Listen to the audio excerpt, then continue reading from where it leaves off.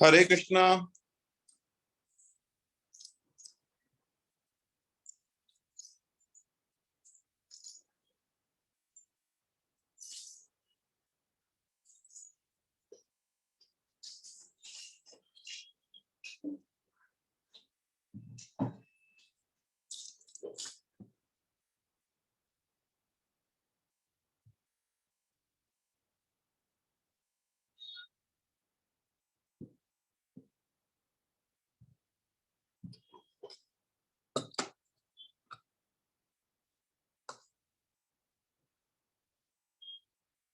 हरे कृष्णा।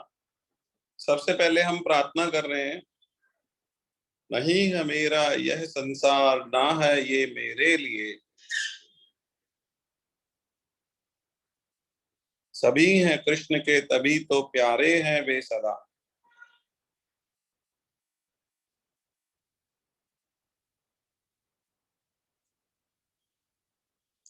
मेरे तो हैं कृष्ण केवल, दूसरा न कोई,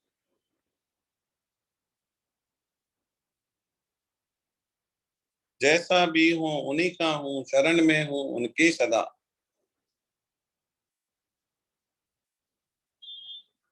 सुख दुख नहीं है जग में, सिर्फ है परिस्थितियां, है सभी प्रसाद प्रभु की, लो लगे कृष्ण से सदा।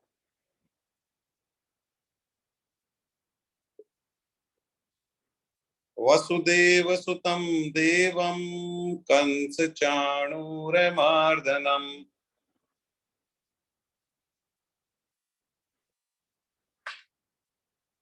देवकी परमानंदम, कृष्णं वंदे जगद्गुरु।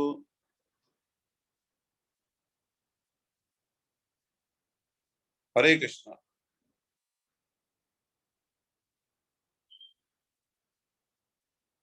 देखिए, हम लोग 6 अध्याय हमारे पूरे हो गए थे। अब हम 7वां अध्याय शुरू कर रहे हैं। 7वें अध्याय का सबसे पहला श्लोक से हम स्टार्ट करेंगे। 7वें अध्याय का पहला श्लोक।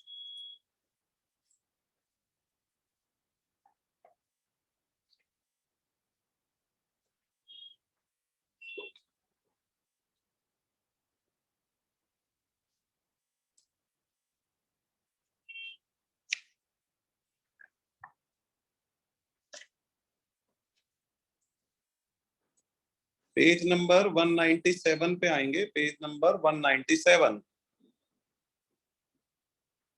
ठीक है। इस अध्याय का नाम क्या है? ज्ञान विज्ञान योग। इस अध्याय का नाम है ज्ञान विज्ञान योग। तो संसार कृष्ण से उत्पन्न है ऐसा मानना ज्ञान है। भाई हमें ज्ञान है, कैसे मानेंगे कि भाई संसार कहाँ से उत्पन्न हुआ है? कृष्ण भगवान से ही उत्पन्न हुआ है। कैसे? कि सृष्टि की रचना किन्होंने की? ब्रह्मा जी ने। और ब्रह्मा जी को किन्होंने बनाया? ब्रह्मा जी कहाँ से आए? कृष्ण भगवान की नाभि में से। विष्णु भगवान कृष्ण भगवान एक ही है।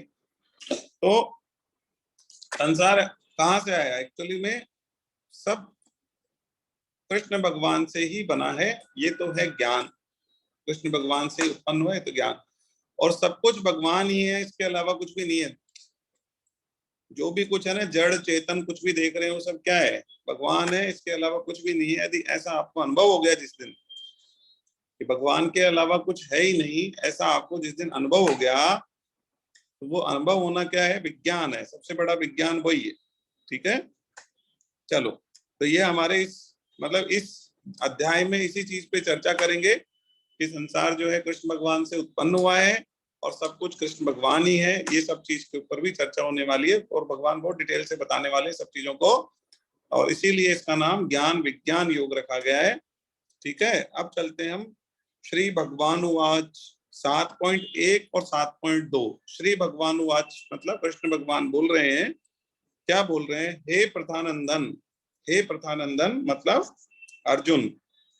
हे प्रथानंदन, मुझ में आसक्त मन वाला मेरे आश्रित होकर। सबसे पहला बोला मुझ में आसक्त मन वाला। मुझ में आसक्त मन वाला का मतलब क्या है? जिसका मेरे में मन लगा हुआ है। मतलब जैसे किसी का मान लीजिए शराब पीने में मन लगा हुआ है, तो वो क्या करेगा? उसको बार बार क्या दिखेगी? शराब दिखेगी। किसी का और किसी चीज में मन लगा हुआ है तो उसको वो चीज दिखेगी। किसी भी व्यक्ति वस्तु पदार्थ में जिसका मन लग रहा है उसको वही वो चीज बार बार में दिखेगी। तो और जिसका भगवान में मन लग रखा है, मन भगवान में मन आ सकता है, तो क्या होगा, उसको बार बार बार बार बार बार भगवान ही याद आएंगे। मतलब भगवान में बहुत प्रेम है उसका, बहुत आसक्त है भगवान से, बहुत जुड़ाव है जिसका, उसको बोला भगवान ने मुझ में आसक्त मन वाला। और दूसरा, मेरे आश्रित होकर, ठीक है, मेरे आश्रित होकर। देखो क्या होता है, आश्रय तो हमको भगवान का ही लेना चाहिए। हम भगवान के आश्रित होकर सारा काम करें, भगवान के आश्रित होकर रहें, भगवान के आश्रित होकर ही हम जिंदगी में आगे बढ़े। क्योंकि यदि हमने और किसी का आश्रय लिया तो आपको धोखा भी हो सकता है, नुकसान भी हो सकता है, और वो आश्रय सही निकलेगा नहीं निकलेगा इसका भी पता नहीं। इसलिए और किसी का भी आश्रय लेना बनता ही नहीं है, केवल भगवान का ही आश्रय लेना है। ठीक है। कोई सोचता है कि मेरे पास पैसा है, तो कोई पैसे का आश्रय लेता है तो क्या होता है, ले लो आप। कोई पैसे का आश्रय लेता है, कोई कहता है मेरे तो जयपुर में बहुत रिश्तेदार है, हम तो 100 लोग हैं, चलो रिश्तेदारों का आश्रय ले लो। आप और किसी का आश्रय ले लो तो कुछ नहीं होने वाला है। आप उसमें गलत, मतलब आप मान के चलिए कि वो आश्रय आपका सही निकल जाए कोई जरूरी नहीं है, और निकल भी जाए तो कितना सक्षम निकलेगा उसकी भी जरूरत पता नहीं है सब चीज का। इसलिए आश्रित तो केवल भगवान के ही होना चाहिए। यदि कोई और किसी चीज का अभिमान है या किसी चीज का गुमान है, भाई मैं सुंदर हूँ, मैं फलाना हूँ, मेरे पास ये है, मेरे पास वो है, तो मैं सब कुछ कर लूंगा, तो वो और किसी भी चीज का आश्रय लेना बिल्कुल गलत है। तो मेरे आश्रित होकर, जो भगवान के आश्रित होकर है, भगवान में आसक्त मन वाला है, उसके लिए क्या बोल रहे हैं, मेरे आश्रित होकर योग का अभ्यास करता हुआ। ठीक है। तो पहले तो जिसका मन भगवान में आसक्त है, फिर जिसने भगवान का आश्रय ले रखा है और वो योग का अभ्यास करता हुआ, मतलब भगवान से बार बार मन जोड़ने का जो अभ्यास है, भगवान में मन लगाने का जो अभ्यास है। योग किन से, भगवान से योग, भगवान मन में याद आते रहे। ठीक है ना, ये भगवान से योग। तो भगवान से योग का अभ्यास करता हुआ, भगवान से हमारा मन जुड़ना, योग का मतलब होता है जुड़ना। तो भगवान से हमारा मन जुड़ जाए, उस चीज का अभ्यास करता हुआ, तो मेरे जिस समग्र रूप को निसंदेह जिस प्रकार जानेगा। तो हम ऐसा करेंगे तो क्या होगा, बार बार भगवान से जुड़ेंगे तो क्या होगा, हम भगवान के रूप को जान पाएंगे। तो जो इतनी प्रैक्टिस करके और भगवान के रूप को हम जान पाएंगे, बार बार अभ्यास करके हम भगवान के रूप को जान पाएंगे, उसको उसी प्रकार सुन। तो भगवान ही कह रहे हैं, मैं बता देता हूँ कि लास्ट में तुमको क्या अनुभूति होगी, या मेरे तुम रूप को जान पाओगे, तो मेरा रूप कैसा है, मैं क्या हूं ना, वो मैं बता रहा हूँ। तो एक्सप्लेन करना चाह रहे हैं भगवान यहाँ पे। तो हम, कोई भी भक्त जो है भगवान के आश्रित होकर, भगवान में आसक्ति रखकर और निरंतर अभ्यास करके जो भगवान के रूप का अनुभव करेगा ना, उसकी व्याख्या भगवान यहाँ पे करने वाले हैं। तो हम बहुत ही सौभाग्यशाली हैं कि भगवान हमको डायरेक्ट व्याख्या के थ्रू ही बता दे रहे हैं।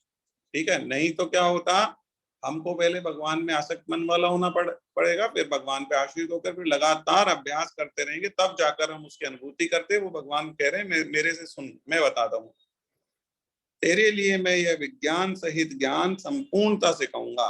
भगवान कह रहे हैं, मैं संपूर्णता से कहूंगा, पूरी बात बताऊंगा तुमको, जिसको जानने के बाद फिर इस विषय में जानने योग्य अन्य कुछ भी शेष नहीं होगा। उसको जानने के बाद में फिर जानने के लिए कुछ बचेगा ही नहीं। ठीक है। तो ये भगवान ने यहाँ पर कहा है। कुल मिलाकर भगवान इस श्लोक में कहना चाह रहे हैं कि भगवान बताने वाले हैं कि भगवान का रूप क्या है, आपको क्या अनुभूति होगी बाद में, भगवान किस तरीके के हैं, वो आपको यहाँ पर बताने वाले हैं। ठीक है। इसके बाद में हम चलते हैं आगे। इसके बाद में 7.3 पेज नंबर 199 पर है। हजारों मनुष्यों में से कोई एक सिद्धि या कल्याण के लिए यत्न करता है। देखो इतने सारे लोग हैं, पर सिद्धि या कल्याण के लिए यत्न कौन करता है, हजारों में से कोई एक। ये तो हम भी जानते हैं, हजारों में से कोई एक ही करता है। आप देखोगे, आप पूछोगे किसी को कि आप भगवत गीता की क्लास पढ़ते हो क्या, आप कुछ कर रहे हो क्या, यत्न कर रहे हो क्या, तो आप बहुत सारे लोगों से जब बात करोगे ना, तो आपको पता चलेगा कोई एक आधा निकलेगा। ठीक है, चाहे उनको पता है क्लास हो रही है, चाहे उनको पता है क्या है, सब कुछ है, क्या उनको पूछोगे ना आप स्वाध्याय करते हो क्या, आप भगवान की तरफ बढ़ने का कोई कार्य कर रहे हो क्या, आप पूछो, देखे मोहल्ले में पूछो, आप पूछो कॉलोनी में पूछो, आप रिश्तेदारों में पूछो, तो आपको पता चलेगा कोई सा ही निकलेगा, हजारों में एक ही निकलेगा। ठीक है, और उन यत्न, और अपन जैसे बात करें, जैसे कई सारे एरिया ऐसे हैं, गांव है, इंटीरियर्स है, और बहुत सारी जगह तो ऐसी है जहां पर लोग, किताब ही नहीं मिलेगी आपको भगवत गीता की, पूरे गांव में नहीं मिलेगी ढूंढने से, कई सारी जगह तो ऐसी भी है। ठीक है ना, तो इसलिए, अच्छा हम बात कर रहे हैं हजारों में से कोई एक यत्न करता है, और उन यत्न करने वालों सिद्ध मुक्त पुरुषों में से कोई एक ही मुझे यथार्थ रूप से जान पाता है। तो हजारों में से तो एक प्रयास करता है, और उन प्रयास करने वालों में से भी, उनमें से भी कोई एक ही मेरे को जान पाता है। मतलब बहुत ही क्या है, भगवान का रूप को जानना बहुत ही प्रयत्न करने की बात है। ठीक है, तो यहाँ पर एक्चुअली में भाई फिर तो आपको ऐसा लगेगा कि अरे इतना टफ है क्या भगवान को पाना या भगवान को जानना, तो फिर तो ये तो बहुत ही टफ काम है। देखो मैं आपको बताता हूँ, भगवान तो हर जगह है, हर समय, हर क्षण में है, हर कण में है, और भगवान को जानने में तो है ही क्या, आप जान लो, कोई ऐसी जगह ही नहीं है जहाँ भगवान नहीं है, और हर जगह आप भगवान का दर्शन करने लग जाओ, हर चीज में आप भगवान का दर्शन करने लग जाओ, तो जान जाओगे, आप 1 मिनट में ही जान जाओगे। लेकिन ये चीज को करना बहुत आसान है, लेकिन लोग करते नहीं है, बस इसलिए नहीं जान पाते। तो भगवान को पाना मुश्किल नहीं है, लेकिन लोग उस मन से लगते नहीं है भगवान को पाने के लिए, इसलिए समस्या आती है। ठीक है, तो यहाँ पर यही बोला गया कि मनुष्य वही है जो लक्ष्य प्राप्ति के लिए जागृत है। भाई जो पशुओं की तरह खाना पीना ऐशो आराम में लगा हुआ है, वह वास्तव में ही मनुष्य नहीं है। पहली लाइन में क्या लिख रहे हैं यहाँ पर, जब 7.3 के नीचे पैराग्राफ चालू हो रहा है ना, यहाँ पर मनुष्य शब्द का प्रयोग किया गया है। मनुष्य वही है जो अपने लक्ष्य प्राप्ति के लिए जागृत है, और पशुओं की तरह खाना पीना ऐश आराम जिनका लक्ष्य है, वास्तव में मनुष्य ही नहीं, उनको मनुष्य बोलना ही गलत है। ठीक है, तो एक जना कोई होता है हजारों में से जो अपने कल्याण के लिए प्रयत्न करता है। अच्छा, अब आगे बढ़ते हैं। हमारी दृढ़ता की कमी है, और हमारा अहंकार है कि मैं पुरुष हूँ, मैं स्त्री हूँ, मैं हिंदू हूँ, मैं मुसलमान हूँ, मैं फलाना हूँ, मैं ढिकाना हूँ, मेरा ये आइडेंटिटी है, ये हमारा अहम है। इस वजह से हम नहीं जान पाते भगवान को। ठीक है, अदरवाइज भगवान को जानने में यदि हम दृढ़ निश्चय कर लें, यदि हम दृढ़ निश्चय कर लें, तो भगवान को जानना कठिन नहीं है। आगे बढ़ते हैं, 7.4 और 5, पेज नंबर 200। तो 7.4 और 5 पे आएंगे, तो देखें, पृथ्वी जल तेज वायु आकाश। ठीक है, पृथ्वी जल तेज वायु आकाश, ये 5 महाभूत है। महाभूत जानते हैं आप, पंच महाभूत, पृथ्वी अग्नि जल वायु आकाश, ये पंच महाभूत है, और इनसे बन के ही हमारा, इनसे मिलके ही हमारा शरीर बनता है। ठीक है, और जब हमारी मृत्यु होती है ना, तो हमारे शरीर में से पांचों चीजें निकल के और पांचों पांचों में मिल जाती है। ठीक है, पृथ्वी तत्व होता है हमारे अंदर। ठीक है, पृथ्वी तत्व क्या है, पृथ्वी तत्व ये है कि जो मिट्टी, मिट्टी है, मतलब मिट्टी से बना हुआ है, वो पृथ्वी तत्व है। तो हमारा शरीर भी क्या है, मिट्टी से ही बना हुआ है। कैसे, कि आप थोड़े टाइम मिट्टी में छोड़ो, मिट्टी में मिल जाएगा। ठीक है, मिट्टी पता ही नहीं चलेगा आपको। जल, जल है हमारे शरीर में। अग्नि, अग्नि जठराग्नि होती है जिससे भोजन पकता है। ठीक है, और आपके पेट में कई बार जलन भी हो जाती होगी, और हमारा टेम्परेचर भी होता है बॉडी का एक। ठीक है ना, 98 डिग्री जो हमारा टेम्परेचर होता है, तो कैसे होता है, टेम्परेचर कहाँ से आ गया, तो वो अग्नि तत्व है। ठीक है, जब हम, हमारी बॉडी, मतलब हम मर जाते हैं, तब अग्नि तत्व चला जाता है, तो हमारी बॉडी का टेम्परेचर क्या हो जाता है, नॉर्मल, जो रूम टेम्परेचर है उस पर आ जाती है बॉडी। इसके बाद में वायु, वायु हमारे शरीर में रहती है। आकाश, आकाश भी हमारे शरीर में। कैसे आकाश, आकाश का मतलब जो खाली जगह है, तो खाली जगह है ना हमारे शरीर में, पूरा एक, जैसे सॉलिड लोहे का एक आप लोहे का टुकड़ा लो, वैसा थोड़ी है हमारा शरीर, पूरा सॉलिड थोड़ी ना है, बीच बीच में जगह है, भोजन जाने की जगह है, और भी जगह है, खाली जगह कई सारी है हमारे बीच बीच में, ठीक है। फेफड़ों में खाली जगह है जिसमें हवा जाती है फिर वापस आती है, तो वो आकाश तत्व है, ठीक है। तो ऐसे 5 तत्वों से मिलके, 5 पंच महाभूत से मिलके हमारा शरीर बना हुआ है। तो ये पंच महाभूत और मन बुद्धि अहंकार, एक हमारा मन है, एक हमारी बुद्धि है, और एक हमारा अहंकार है। अहंकार क्या है? अहंकार है कि मैं हूं, मैं मनोज गुप्ता, आपका जो भी नाम है वो मैं हूं, और मैं इसका पुत्र हूं, मैं इसका पति हूं, मैं इसका पिता हूं, मेरे साथ, तो अपनी पहचान ये है। तो ये हमारा अहंकार है कि हम ये हैं, हम अपने आप को वो मानते हैं, ठीक है ना। ये सबसे बड़ी प्रॉब्लम है। हम यदि अपने आप को आत्मा मान लेना तो हम चिन्ह में हो जाएंगे, हमको लगेगा कि नहीं हम आत्मा है और परमात्मा का अंश है। तो हमें फिर, हम आत्मा है तो हमें हमारे शरीर के पीछे हम नहीं भागेंगे, शरीर को सुख सुविधाएं देने के पीछे भी नहीं भागेंगे, हम हमारा सिस्टम ही पूरा बदल जाएगा। तो हमारा अहंकार क्या है कि हम अपने आप को शरीर मानते हैं, और शरीर के ऊपर नाम और शरीर के जो रिश्ते नाते हैं उनको हम मानते हैं कि ये मैं हूँ। तो वो गलती करते हैं बहुत बड़ी, वो हमारा अहंकार होता है कि हम अपने आप को, मतलब मैं की पहचान ही, आपको ये नहीं पता है कि मैं कौन हूँ, ठीक है। तो ये हमारा अहंकार होता है, जो कि हम अपने आप को ये मानते हैं कि मैं ये शरीर हूँ, और उसी को हम लेके चल रहे होते हैं हमेशा। तो इस प्रकार मन बुद्धि अहंकार, इस प्रकार ये 8 भेद हैं। 8 हो गए, पृथ्वी अग्नि जल वायु आकाश, मन बुद्धि और अहंकार, टोटल 8 हो गए ये। तो यह, इस प्रकार ये 8 प्रकार के भेदों वाली मेरी यह अपरा प्रकृति है। देखिए प्रकृति 2 होती है, 2 तरीके की होती है, एक परा और एक अपरा। परा का मतलब जो परम शक्ति है, परा मतलब जो परम शक्ति है, मतलब जो ईश्वर है, मतलब हमारे अंदर हम 2 चीज से मिलके बने हैं, एक तो आत्मा है हमारे अंदर और बाकी ये शरीर है, ठीक है।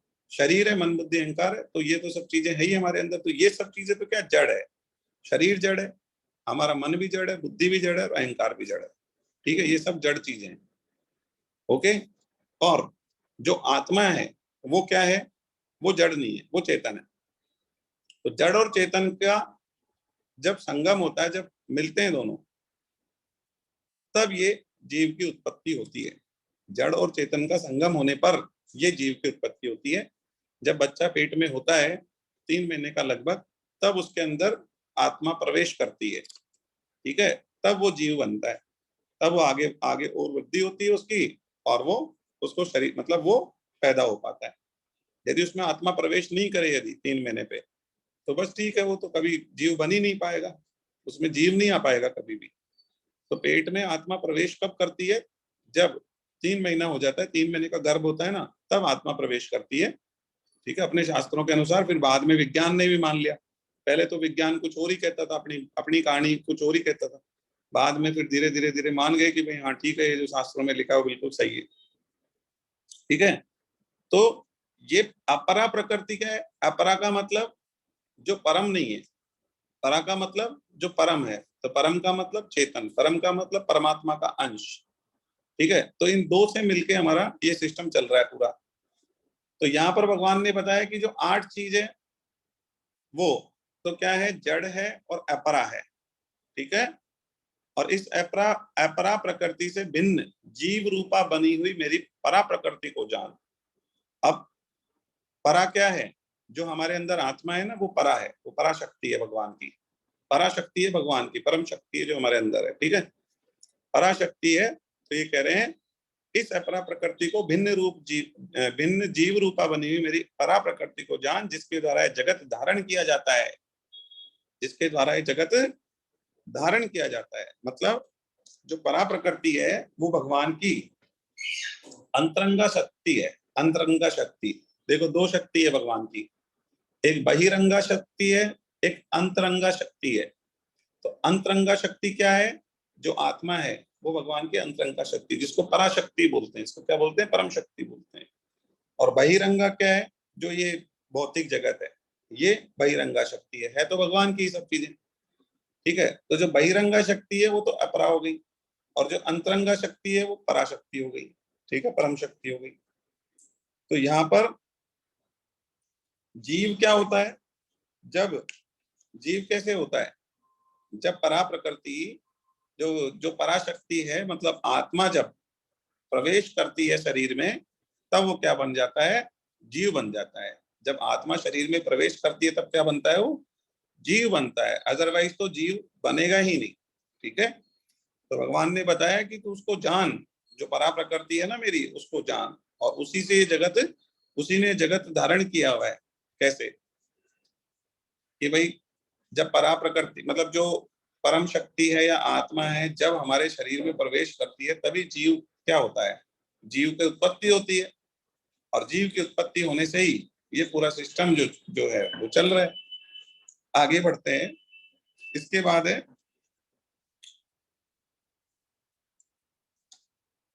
इसके बाद है 7.6, पेज नंबर 201 पर। संपूर्ण प्राणियों के उत्पन्न होने में अपरा और परा, इन दोनों प्रकृतियों का संयोग ही कारण है। ये तो हम चर्चा पहले ही कर चुके हैं, अभी अभी करी हमने, कि परा और अपरा प्रकृति दोनों का संयोग होता है।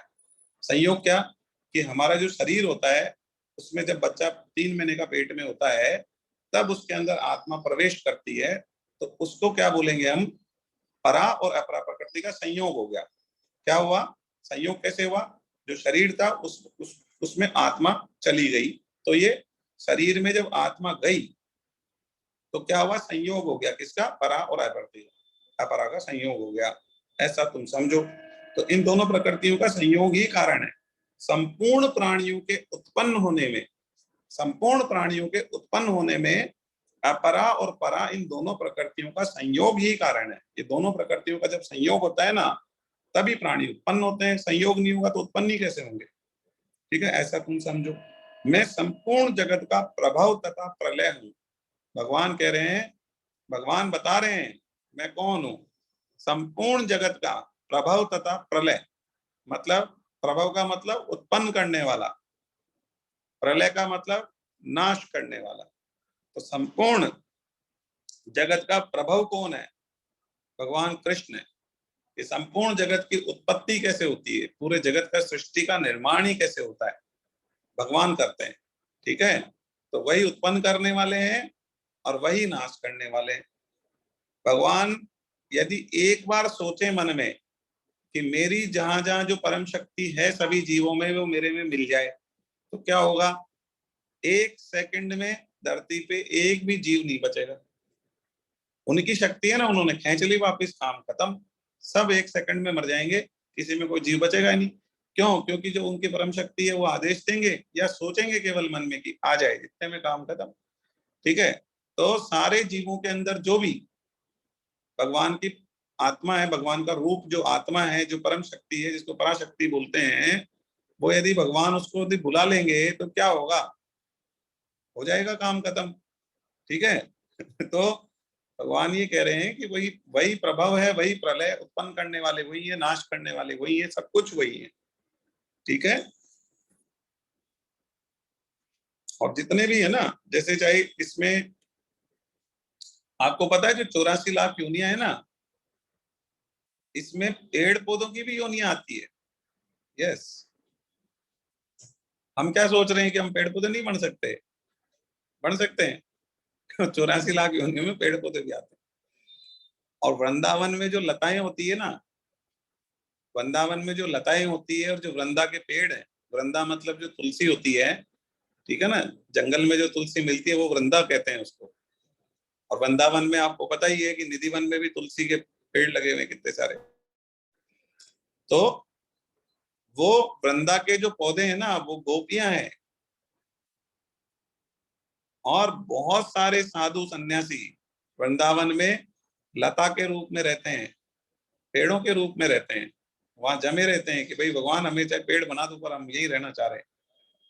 तो आप जो है ऐसा मानिए कि 84 लाख योनियों में से लगभग 20 लाख योनि बताई गई थी, जितना मुझे ध्यान है, कंफर्म नहीं हूं लेकिन लगभग 20 लाख योनि है। तो 20 लाख योनियां किसकी है, पेड़ पौधों की भी योनियां है। तो हम अगले अगले जन्म में पेड़ पौधा भी बन सकते हैं, ये भी आप समझ लें, और उनमें भी जीव होता है। ये तो साइंस ने प्रूव कर दिया। हमारा साइंस तो पहले से ही कह रहा है, हमारा साइंस तो पहले से ही कह रहा है। भगवत गीता में तो भगवान ने पहले ही बोल दिया था, शास्त्रों में तो पहले से ही लिखा हुआ है। ठीक है, जो 84 लाख योनियां बताई गई है उसमें पहले ही उन योनियों का नाम डाला हुआ है, पेड़ पौधों का सबका नाम डाला हुआ है उसमें। ठीक है, तो जैसे एक तो जैसे देवता है, पशु है, पक्षी है, मनुष्य है, ये क्या है? जंगम है।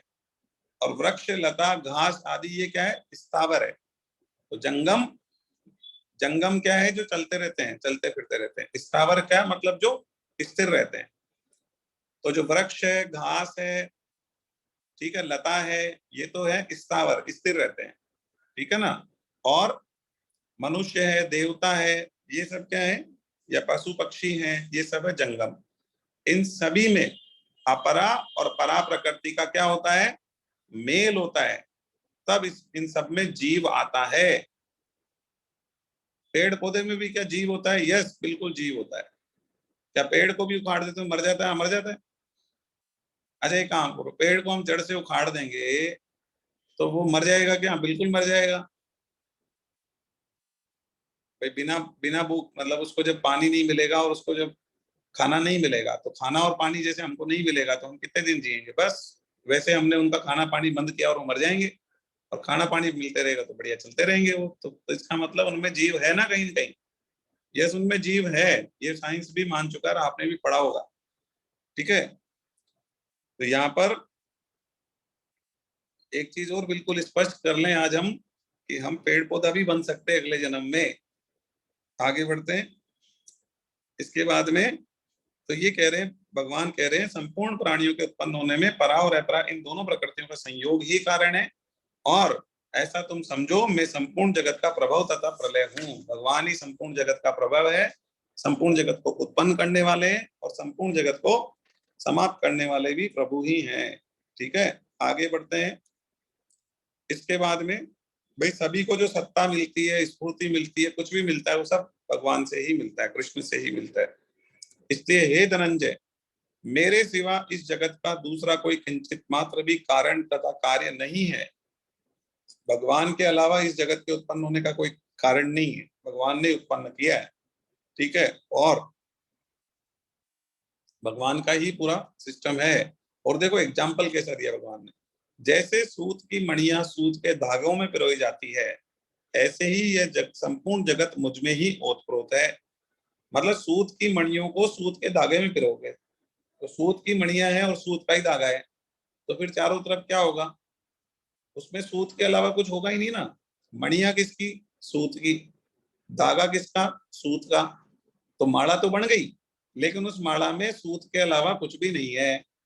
ऐसे ही संसार में हम लोग प्राणी हैं, या जो भी वस्तुएं हैं, जड़ है, चेतन, जो भी कुछ है, वो सब बना किन से है? भगवान से ही बना हुआ है। अब हमें देखने में तो वो टेबल लग रही है, कुर्सी लग रही है, पेड़ लग रहा है, व्यक्ति लग रहा है, लेकिन है सब क्या? भगवान का ही बनाया हुआ है। जैसे सूत के मणिये और सूत का धागा, तो बन गई माला। बन तो गई माला, लेकिन है तो सब कुछ क्या? सूत ही उसमें। ऐसे ही इसमें पृथ्वी, अग्नि, जल, वायु, आकाश, और इसके अंदर भगवान की आत्मा, और ये डाल दिया, ये क्या बन गया? शरीर बन गया, व्यक्ति बन गया, जीव बन गया। अब है तो क्या? सब भगवान का ही है। आत्मा भी भगवान से आई हुई है, और जड़ वस्तुएं भी भगवान की है। सब तो सब कुछ भगवान ही है। तो जैसे सूत के मणिये सूत के धागे में पिरोए रहते हैं, ऐसे ही पूरा संसार मुझ में ही ओतप्रोत है। अब समझ लो भगवान क्या है। हर चीज में भगवान है, हर वस्तु में भगवान है, हर व्यक्ति में भगवान है, हर कुछ में भगवान के अलावा कुछ भी नहीं है। ये भगवान ने बिल्कुल स्पष्ट कह दिया, एग्जाम्पल के साथ। एग्जाम्पल भी कृष्ण भगवान ने अपने मुंह से बोला है। हाँ, ठीक है, आगे बढ़ते हैं। कुछ है नहीं संसार में ईश्वर के अलावा। देखो अब आगे बढ़ते हैं 7.8 और 9, पेज नंबर 203 पे आए। हे कुंती नंदन, जलों में रस में हूं। आपको पता है ये जो 5 महाभूत है ना, ये कैसे उत्पन्न हुए हैं? इसके बारे में हमारे शास्त्रों में वर्णन है पूरा।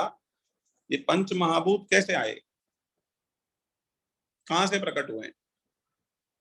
तो जो आकाश है वो शब्द से प्रकट हुआ है। आकाश किससे प्रकट हुआ? शब्द शब्द से प्रकट हुआ, जैसे ओम भगवान ने बोला होगा तो उससे आकाश प्रकट हुआ। पृथ्वी किससे प्रकट हुई? पृथ्वी गंध से प्रकट हुई है। पृथ्वी किससे प्रकट हुई है? गंध। गंध जो होती है ना, उससे पृथ्वी प्रकट हुई है। और जल किससे प्रकट हुआ? रस से प्रकट हुआ। ठीक है, किससे प्रकट हुआ है? रस से जल प्रकट हुआ है। तो जो आपने 5 इंद्रियों के 5 विषय पढ़े होंगे ना, 5 इंद्रियों के 5 विषय होते हैं। जीव का विषय क्या? रस। जीव का विषय क्या? रस। कानों का विषय क्या? शब्द, ध्वनि। ठीक है, कि उनको अच्छे गाने सुन के बहुत मजा आता है। जीव को बहुत बढ़िया में खाना खा के बहुत रस आता है। ठीक है, तो ये विषय है इंद्रियों के। ठीक है, तो जो इंद्रियों के विषय है ना, उनका नाम भी वही है, शब्द, गंध, रस, ये। ठीक है, रूप, रस, गंध, शब्द, स्पर्श। रूप, रस, शब्द, गंध, स्पर्श, ये ही 5 विषयों का नाम है। और यही 5 क्या है? इनका नाम है तन्मात्रा। देखिए, इनका नाम है तन्मात्रा। तो 5 जो तन्मात्राएं हैं, जो 5 तन्मात्राएं हैं, ठीक है, उनसे 5 महाभूत प्रकट हुआ है। आप इसको लिख लिख लो, क्योंकि ये क्या है, आपको ऐसा लगेगा कि इंद्रियों के जो 5 रस हैं, जो 5 विषय हैं, इंद्रियों के 5 विषय तो हम जानते हैं। देखो, सबसे पहले बताता हूँ, 5 इंद्रियां हैं। कौन सी? जीभ, नाक, कान, आंख और त्वचा। जीभ, नाक, कान, आंख और त्वचा, ये हमारी 5 इंद्रियां हैं। इनके 5 विषय हैं। कौन सा? जीभ को क्या अच्छा लगता है? रस। ठीक है, जीभ को क्या अच्छा लगता है? रस। ठीक है, तो रस हो गया इसका विषय। कान को क्या अच्छा लगता है? ध्वनि, ये इसका विषय हो गया। आंख को क्या अच्छा लगता है? रूप, देखना अच्छा लगता है, पिक्चर देखना, टीवी देखना, मोबाइल देखना। ठीक है, देखना अच्छा लगता है, तो रूप इसका विषय है। नाक को क्या अच्छा लगता है? गंध, गंध इसका विषय है। त्वचा को क्या अच्छा लगता है? स्पर्श, जैसे कोई मखमल की चीज आपको स्पर्श करेगी तो आपको आनंद आएगा। ठीक है, स्पर्श किसी चीज का होता है ना, तो स्पर्श में आनंद आता है। ठीक है, त्वचा को। ठीक है, सर्दी होती है तो आप गरम गरम कपड़े पहनते हैं तो आपकी त्वचा को आनंद आ जाता है कि मजा आ गया। ठीक है, तो एक्चुअली त्वचा जो है उसका क्या है? स्पर्श। तो स्पर्श जो है इसका क्या है? विषय है। तो ये हमारी 5 इंद्रियां हैं, इनको 5 विषय हैं। अब जो 5 इंद्रियों के 5 विषय हैं वो एक अलग मुद्दा है, लेकिन जो 5 विषयों के नाम है ना, वो 5 विषयों से ही इन 5 पंच महाभूतों की उत्पत्ति हुई है। ठीक है, तो 5 विषयों का नाम भी वही है, रूप, रस, गंध, स्पर्श। ठीक है, यही 5 विषयों का नाम है, और यही 5 इनका नाम है तन्मात्रा। इनको क्या बोलते हैं? तन्मात्रा। तो 5 तन्मात्राएं होती है। तन्मात्रा का मीनिंग क्या होता है? तन्मात्रा का मीनिंग होता है छुपी हुई शक्ति। आप लिख लें, आप ये कुछ नोट्स कर लें, क्योंकि ये थोड़ा सा टेक्निकल है, लेकिन आप नोट करते ही समझ में आ जाएगा। आप लिखें तन्मात्रा। तन्मात्रा का मतलब होता है छुपी हुई शक्ति। तन्मात्रा का मतलब होता है छुपी हुई शक्ति।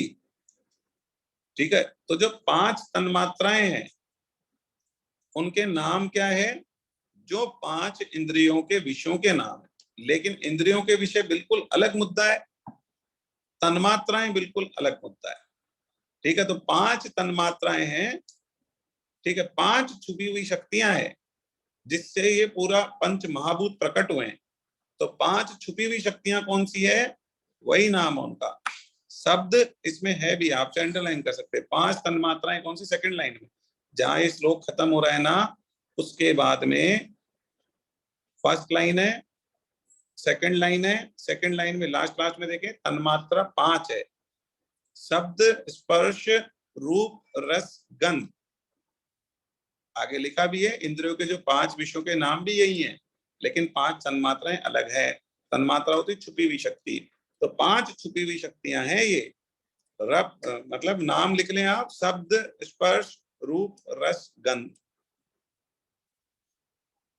अब ये 5 छुपी हुई शक्तियां हैं, इनसे क्या प्रकट होता है? इन 5 छुपी हुई शक्तियों से पंच महाभूत प्रकट होते हैं। पंच महाभूत क्या? पृथ्वी, अग्नि, जल, वायु, आकाश। पृथ्वी, अग्नि, जल, वायु, आकाश, ये इन 5 छुपी हुई शक्तियों से प्रकट होते हैं। तो 5 छुपी हुई शक्तियों में सबसे पहली शक्ति, सबसे पहले कौन प्रकट हुआ था पता है आपको? सबसे पहले आकाश प्रकट हुआ। आकाश में तो सब चीजें हैं। पृथ्वी कहाँ घूम रही है? आकाश में तो घूम रही है। आकाश तो अनंत है, तो सबसे पहले आकाश को प्रकट करा भगवान। ठीक है, तो आकाश किससे प्रकट हुआ है? शब्द से प्रकट हुआ। भगवान ने ओंकार की ध्वनि निकाली और भगवान ने उस ध्वनि से आकाश को प्रकट करा। अब वो सुनने में लगेगा कि ध्वनि से आकाश कैसे प्रकट होता है, पर हुआ है। अब शास्त्रों की बात मानो तो हुआ है। अब वही बिग बैंग थ्योरी करके ये लोग क्या कर रहे हैं, दिन रात वहां उन्होंने बहुत जोर से ध्वनि करी, उसमें ध्वनि करके समझा कि कहाँ से क्या प्रकट हो रहा है। तो कोशिश कर रहे हैं वहां तक पहुंचने के लोग, कुछ इनको सक्सेस भी मिली है, लेकिन अभी तक तो प्रक्रिया जारी है। तो यहाँ पर बात ये करें हम कि 5 तन्मात्राएं हैं। ठीक है, इनसे, इन 5 तन्मात्राओं से पृथ्वी, अग्नि, जल, वायु, आकाश की उत्पत्ति हुई है। ठीक है, अच्छा, तो अब भगवान बता रहे हैं कि ये जो है ना 5 तन्मात्राएं, ये मेरे से ही प्रकट हुई हैं। 5 तन्मात्राएं कहाँ से? छुपी हुई शक्तियां कहाँ से आई? ध्वनि कहाँ से आई? भगवान से ही तो निकली ध्वनि। रस कहाँ से निकला? भगवान से ही निकला। और वो रस को भगवान ने फैलाया, तभी वो जल बना। जल कहाँ से आया? रस, रस भगवान से निकला और भगवान ने, और उससे क्या बना? जल निकला। ध्वनि भगवान से निकली, उससे क्या बना? आकाश बना। ठीक है, और गंध, भगवान से गंध निकली, और भगवान से जो गंध निकली उससे वो अलग अलग ग्रह बनाए उन्होंने। वो ग्रह बने, जैसे पृथ्वी बनी तो गंध से बनी है। ठीक है, चलो कुल मिलाकर ये मुद्दा है जिससे हम ये समझ पाए कि भगवान क्या है। अरे भगवान सब कुछ है।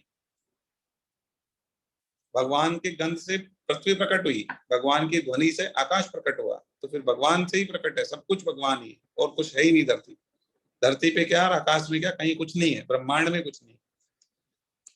तो भगवान बता रहे हैं, हे कुंती नंदन, जलों में रस में हूं। अब जलों में रस कौन है? ईश्वर है, क्योंकि ईश्वर से ही है सब। चंद्रमा और सूर्य में प्रभा या प्रकाश में हूं। चंद्रमा और सूर्य में प्रकाश में हूं, भगवान बता रहे हैं। ठीक है, संपूर्ण वेदों में प्रणव ओंकार में हूं। संपूर्ण वेद जो है उनमें जो ओंकार है, ओम जहां भी आता है ना, वो भगवान। संपूर्ण वेदों में प्रणव में हूं। आकाश में शब्द में हूं। तो आकाश में शब्द है, तो भगवान का शब्द से ही तो आकाश प्रकट हुआ है। भगवान ने जो शब्द ध्वनि निकाली है उसी से आकाश प्रकट हुआ है। आकाश में शब्द में हूं। मनुष्यों में पुरुषार्थ में हूं। मनुष्य जो पुरुषार्थ करते हैं ना, मेहनत करते हैं किसी चीज को पाने के लिए, वो पुरुषार्थ में हूं। पृथ्वी में पवित्र गंध में हूं। आपको पता है पृथ्वी में एक गंध होती है। मिट्टी खोदेंगे ना तो आपको एक गंध आएगी। ठीक है, तो आप समझ गए, पृथ्वी में गंध होती है। तो पृथ्वी में गंध में हूं। अग्नि में तेज में हूं। अब अग्नि में होता क्या है? तेज ही तो होता है, जला देता है किसी को भी। तो अग्नि का जो तेज होता है वो भगवान है। ठीक है, उस तेज से ही अग्नि बनी। भगवान के तेज से अग्नि प्रकट हुई। ठीक है, तो अग्नि में तेज में हूं, और संपूर्ण प्राणियों में जीवन शक्ति में हूं। वो तो हम चल रहे हैं, हमारे अंदर जो जीवन शक्ति है ना, आत्मा, भगवान ही तो है वो, और क्या है। संपूर्ण प्राणियों में जीवन शक्ति में हूं, और तपस्वियों में तपस्या में हूं। जो तपस्वी तपस्या करते हैं वो तपस्या में। मतलब अब भगवान बता रहे हैं, लेकिन आप एक लाइन में मान लो ना कि भगवान के अलावा कुछ भी नहीं है। और भगवान तो बता रहे हैं ना कि मनुष्य तो क्या मूड है ना, भाई ना समझ है ना, तो उसका विवेक जागृत करने के लिए, है ना, उसका विवेक जागे कि ईश्वर कौन है, ईश्वर क्या है। इसलिए भगवान ये डिटेलिंग कर रहे हैं। बाकी तो एक लाइन में स्पष्ट है कि भगवान ही सर्वत्र है और भगवान के अलावा कुछ भी नहीं। ठीक है, तो भगवान ने तो कह दिया ना, जीवों में, मैं संपूर्ण प्राणियों में जीवन शक्ति में हूँ। तो सब भगवान का जब जीवन शक्ति, भगवान की जब तक आत्मा इसके अंदर है, जब तक चल रही है, निकली और काम खत्म हुआ। आगे बढ़ते हैं, 7.10 और 11। हे प्रतानंदन, संपूर्ण प्राणियों का अनादि बीज मुझे जान। संपूर्ण प्राणियों का अनादि बीज मुझे जान, है, संपूर्ण प्राणी जो उत्पन्न हुए हैं। अच्छा, आपको पता है अनादि बीज का मतलब समझ रहे हैं आप? अनादि बीज का मतलब स्टार्टिंग वाला बीज। अब आज तो आप गेहूं खा रहे हैं, तो गेहूं गेहूं कैसे बनता है? ऐसा पौधा होता है गेहूं, उसमें से गेहूं निकलता है, फिर उस गेहूं को वापस हम क्या करते हैं, बो देते हैं, वापस पौधा बन जाता है, फिर वापस। अरे तो सबसे पहले पौधा बनाता है, अब गेहूं का पौधा पहले था या गेहूं पहले था? तो इसका तो कोई आंसर नहीं है कि गेहूं का पौधा पहले बना था, गेहूं पहले बना था। कहाँ से आया गेहूं? पहला गेहूं कहाँ से आया जिससे कि हम गेहूं की खेती हो पाई? तो पहला बीज, अनादि बीज मतलब स्टार्टिंग वाला बीज भगवान ने ही भेजा। नहीं तो कहाँ से आ जाता? कहाँ से आ जाता? पहला मनुष्य कहाँ से आया? मनुष्य से तो मनुष्य बन जाएगा, लेकिन पहला स्त्री पहला पुरुष कहाँ से आया धरती पे? तो भगवान ने मनु मनु की जो उत्पत्ति हुई है भगवान ने तो करी है, भगवान के मानस पुत्र है ना। तो आप समझो, वो पहला जो भी चीज आया ना, पहली जो भी स्टार्टिंग जो भी चीज आई ना, वो सब सबका अनादि बीज कौन है? ईश्वर है। भगवान ने स्पष्ट बोल दिया, अब और क्या बोलेंगे? बोला लिख के, मतलब बिल्कुल लिखा हुआ है, भगवान ने अपने मुख से बोल दिया, संपूर्ण प्राणियों का अनादि बीज मुझे जान, संपूर्ण प्राणियों का अनादि बीज मुझे जान। ठीक है, ये भगवान ने कहा है। बुद्धिमानों की बुद्धि और तेजस्वियों में तेज में हूँ। क्लास चल रही है।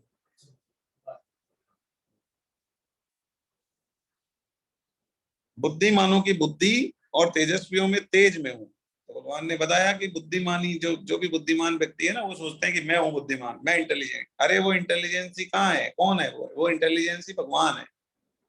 भगवान ने दी है वो इंटेलिजेंसी।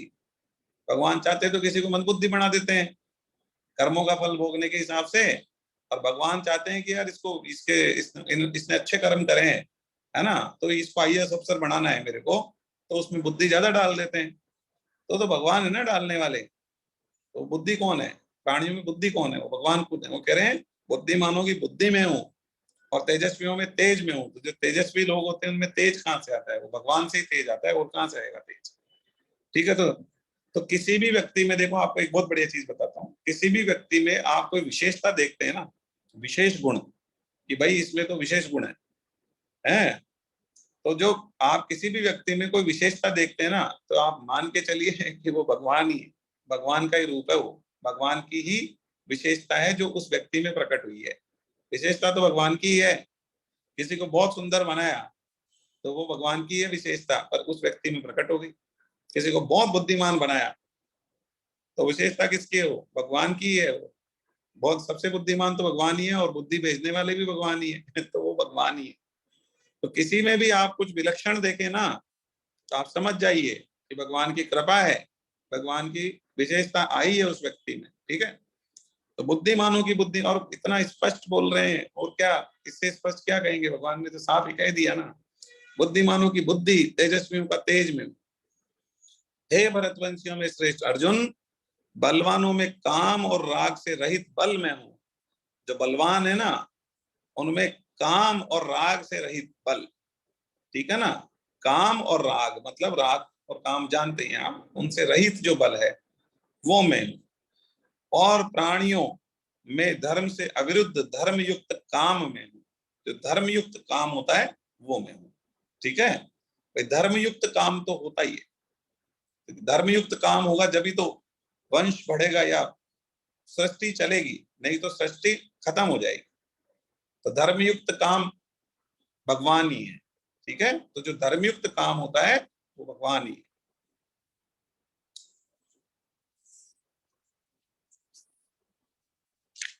आगे बढ़ते हैं। भगवान ने बता दिया भैया आप क्या क्या हैं। भगवान भगवान क्या क्या है? भगवान सब कुछ है। फिर भी डिटेलिंग से सुनो। आगे बढ़ते हैं। 7.12। क्योंकि क्या होता है, मनुष्यों में इतनी आसानी से क्या समझ डेवलप नहीं होती कि भगवान कौन है।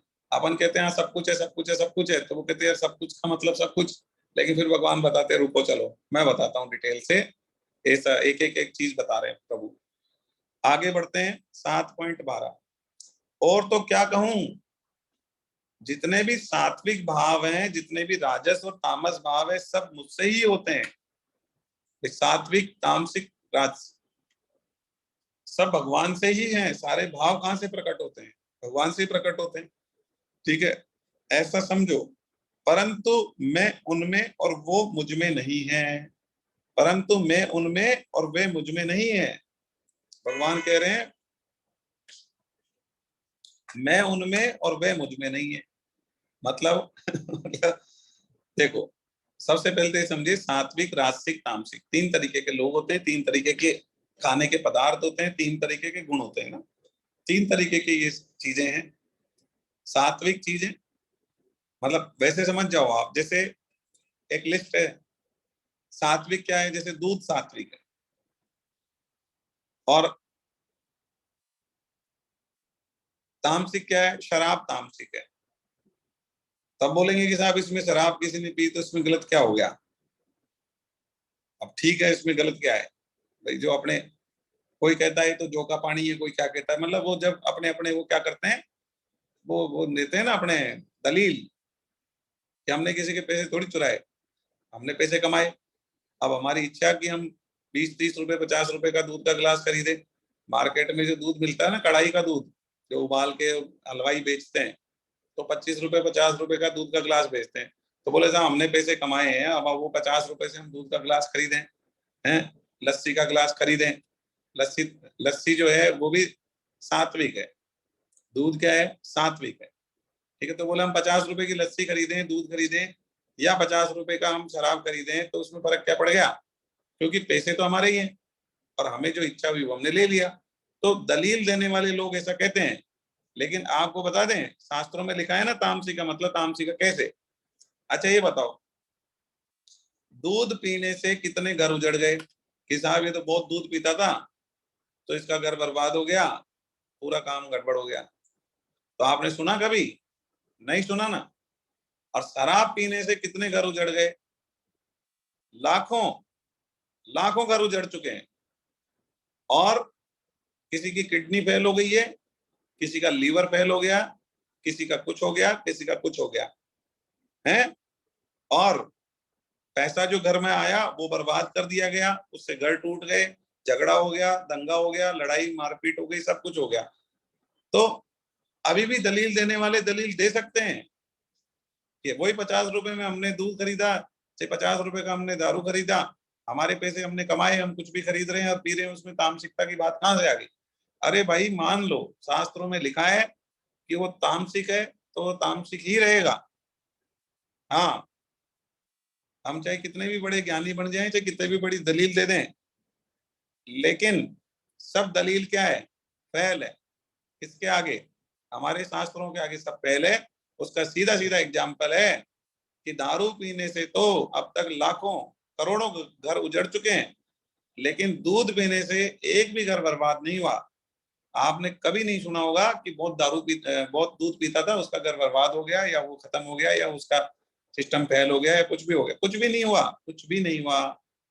बल्कि दूध पिया उसने तो उसको फायदा ही हुआ है, फायदा ही हुआ होगा।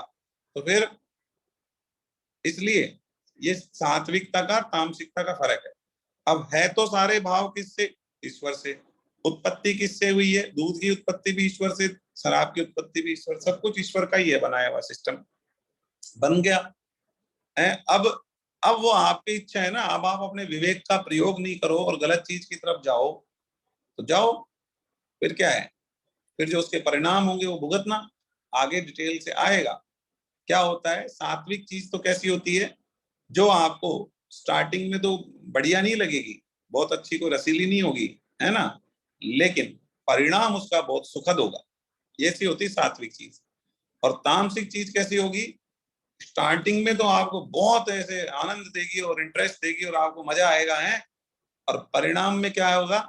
परिणाम में दुख ही दुख आएंगे, दुख ही दुख आएंगे, दुखों का भंडार हो जाएगा, मतलब दुखों का पहाड़ बन जाएगा। ये होती है। और नरक के दरवाजे भी खुल जाएंगे। ये होती है तामसिक चीज। ठीक है, ये फर्क है। अब बनाई तो भगवान ने सब कुछ है। अब कोई कहीं कहीं किसी के दिमाग में आ सकता है, अरे कि भाई जब खराब ही चीज थी तामसिक, तो भगवान को बनाने की क्या जरूरत थी? सात्विक बना देते थे, पूरी धरती पे सब कुछ सात्विक बना देते। है। तो भाई देखो ऐसा है, एक धागे से कभी कपड़ा बन सकता है क्या? एक धागे से कपड़ा नहीं बन सकता। दो धागे तो चाहिए ही कपड़ा बनाने के लिए, उसके बिना बुनाई होगी नहीं। आप एक सिंगल धागे से बुनाई कर लो, देखे हो जाएगी क्या? नहीं हो सकती ना। तो ऐसे ही केवल एक एक चीज से सिस्टम, संसार, सृष्टि नहीं चल सकती। ठीक है, रस सारे हैं। अब आपको कौन सा लेना है, वो आपको अपने विवेक का प्रयोग करना है और अपने जीवन को आगे बढ़ाना है। और क्या करना है क्या नहीं करना है, उसके लिए भगवान आके बोल गए कि भाई ये कर लेना, ये मत करना। अब बोलने के बाद में भी किसी के नहीं समझ में आवे, तो फिर आप अपने हिसाब से चलो, फिर जो परिणाम होंगे वो भुगतो। नरकों में जाओ, सजाएं खाओ, जो करना है करो। ठीक है, बात ये है। भाव सारे किन से उत्पन्न हुए हैं? भगवान से ही उत्पन्न हुए हैं। अच्छा, भगवान कह रहे हैं लेकिन मैं उनमें नहीं हूं, वो मुझ में नहीं है, कैसे? अरे भाई, अग्नि से धुआं प्रकट होती है? लेकिन धुआं में अग्नि होती है क्या? आप धुआं को पकड़ते हो तो जल जाओगे क्या? नहीं ना। तो प्रकट होना अलग चीज है, लेकिन वो उसमें हो जरूरी तो नहीं है ना कि धुआं में अग्नि हो। धुआं में अग्नि नहीं होती है। ऐसे ही भगवान से सब चीजें प्रकट हुई है, लेकिन उन चीजों में भगवान नहीं है। भगवान का कोई लेना देना नहीं है, प्रकट हो गई। अब आपकी मर्जी, जो आपको करना है वो करो। क्या करना चाहिए वो भी बता दी। मेघों में पानी होता है, बादल में पानी होता है, लेकिन पानी में तो बादल नहीं होते ना। बादलों में तो पानी होता है, लेकिन पानी में बादल नहीं होते ना। ऐसे भगवान बता रहे हैं कि मेरा कोई, मैं उनमें, वो मुझ में नहीं है। आगे बढ़ते हैं। अच्छा, इसके बाद में, अच्छा, भगवान जो बीज है ना, भगवान ऐसा बीज है जो कि नष्ट नहीं होता। जैसे किसी में आत्मा गई तो आत्मा कभी नष्ट नहीं होगी, वो दूसरे शरीर में चली जाएगी। ठीक है, इस तरीके का। तो भगवान का जो बीज होता है ना, वो कभी भी नष्ट नहीं होता है। भगवान का जो मतलब एक्चुअल में रूप है, जो आत्मा है ना, वो नाशवान नहीं है, वो अजर अमर होती है। तो शास्त्र निषिद्ध कार्य नहीं करना चाहिए। कोई कहे कि साहब सब भगवान का ही रूप है, सात्विक भी भगवान से उत्पन्न हुआ, तामसिक भी भगवान से उत्पन्न हुआ, तो हम तो सब, जब सब भगवान का ही रूप है तो फिर ठीक है, बढ़िया है। तो हम भगवान का रूप है तो हम तामसिक चीजों को पकड़ लेते हैं। रूप हमने तो भगवान को ही पकड़ा है, तो ठीक है, फिर सजा खाने के लिए तैयार रहो। जो डंडा है जिससे सजा पड़ती है वो भी भगवान का है, फिर वो भी खा लेना। डंडा किसने बनाया? भगवान ने बनाया। तो अपने को ही क्यों मिल रहा है? क्यों? क्योंकि अपने ने, वो भगवान ने बनाई हुई तामसिक चीज थी, तो तामसिक चीज में डंडा पड़ेगा। तो ठीक है, आप खा लो, डंडा खा लो उधर। इधर सात्विक चीज है तो उसमें डंडा नहीं पड़ेगा। ठीक है। तो भाई वो तो आपको डिसीजन करना है ना। भगवान ने बता भी दिया कि ऐसा करोगे तो उसका परिणाम दुख होगा, आगे आएगा डिटेल से।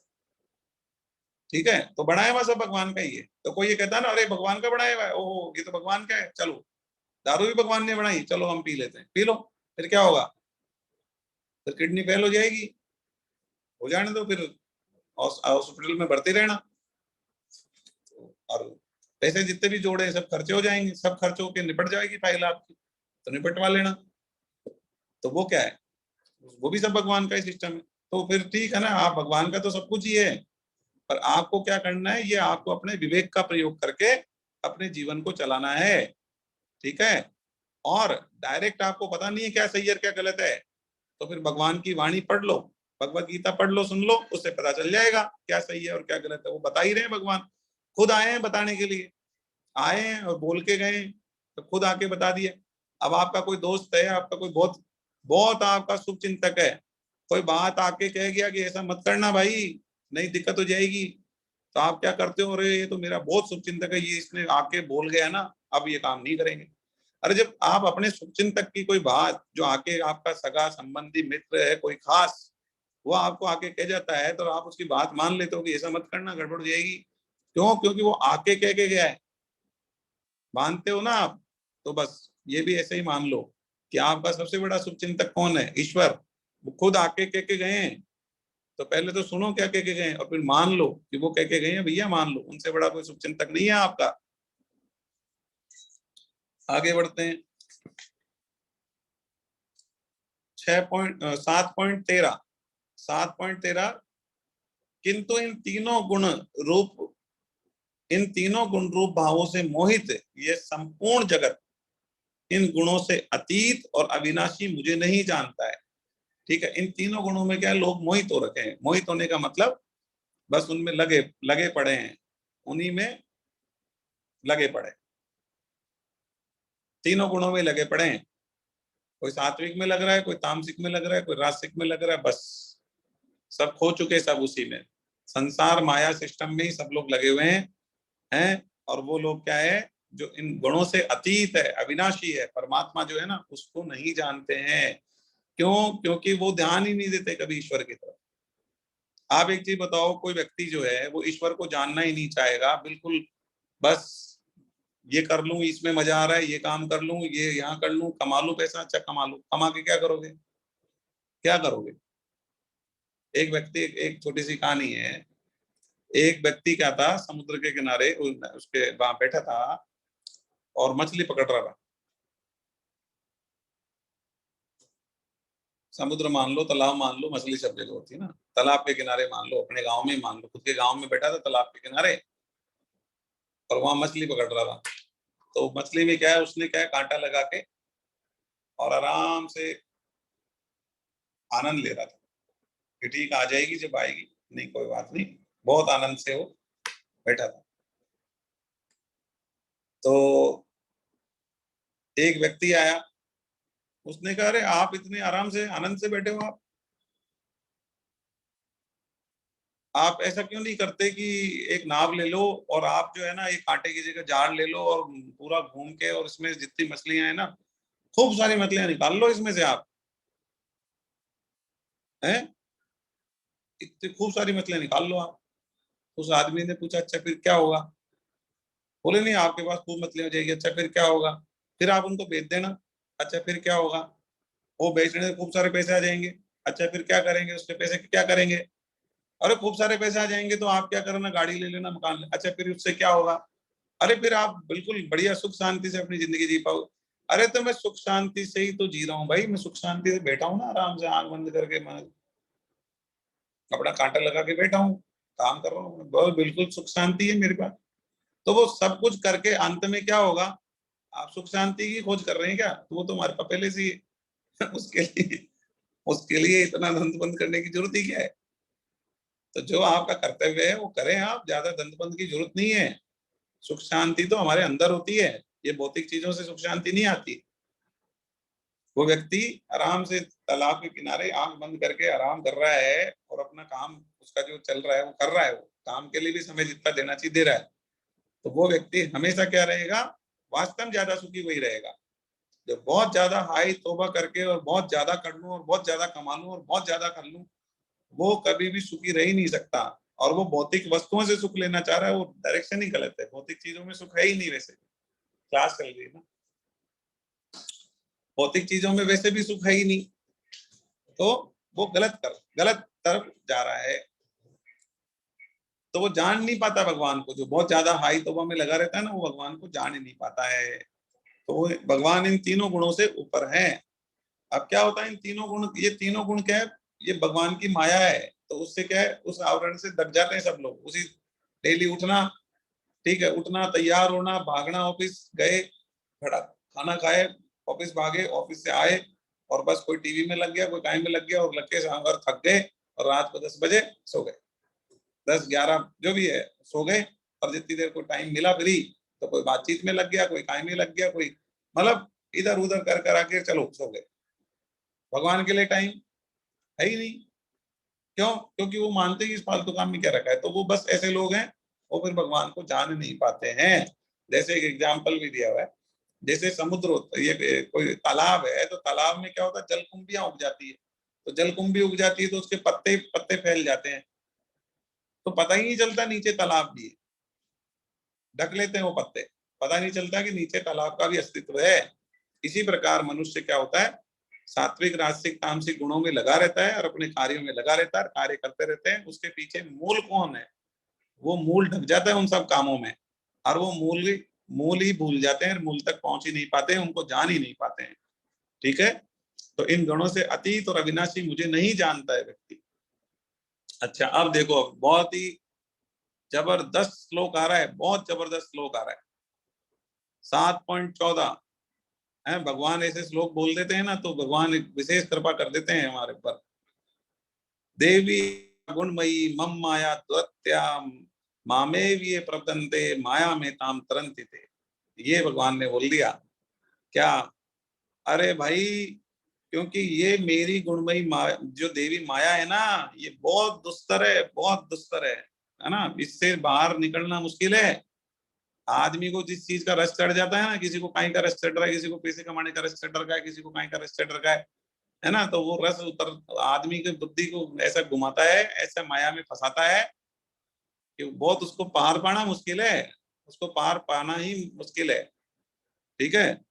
कोई लालच में पड़ जाता है, कोई लोभ में पड़ जाता है, कोई कोई काई में, कोई घूमने फिरने में, कोई उसको किसी को घूमने फिरने में मजा आ रहा है तो वो घूमता रहता है, कोई किसी को काई में मजा आ रहा है तो वो आदमी लगा रहता है बस उसी चीज में, है ना।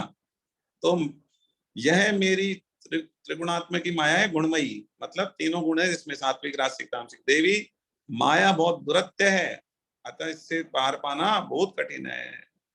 मम माया दुरत्या, मेरी माया बहुत दुरत्या है, मतलब बहुत इसको पार पाना बहुत ही मुश्किल है। लेकिन अब भगवान ने रास्ता बता दिया, ब्रह्मास्त्र दे दिया भगवान ने। ब्रह्मास्त्र, ये ब्रह्मास्त्र ले लो आप।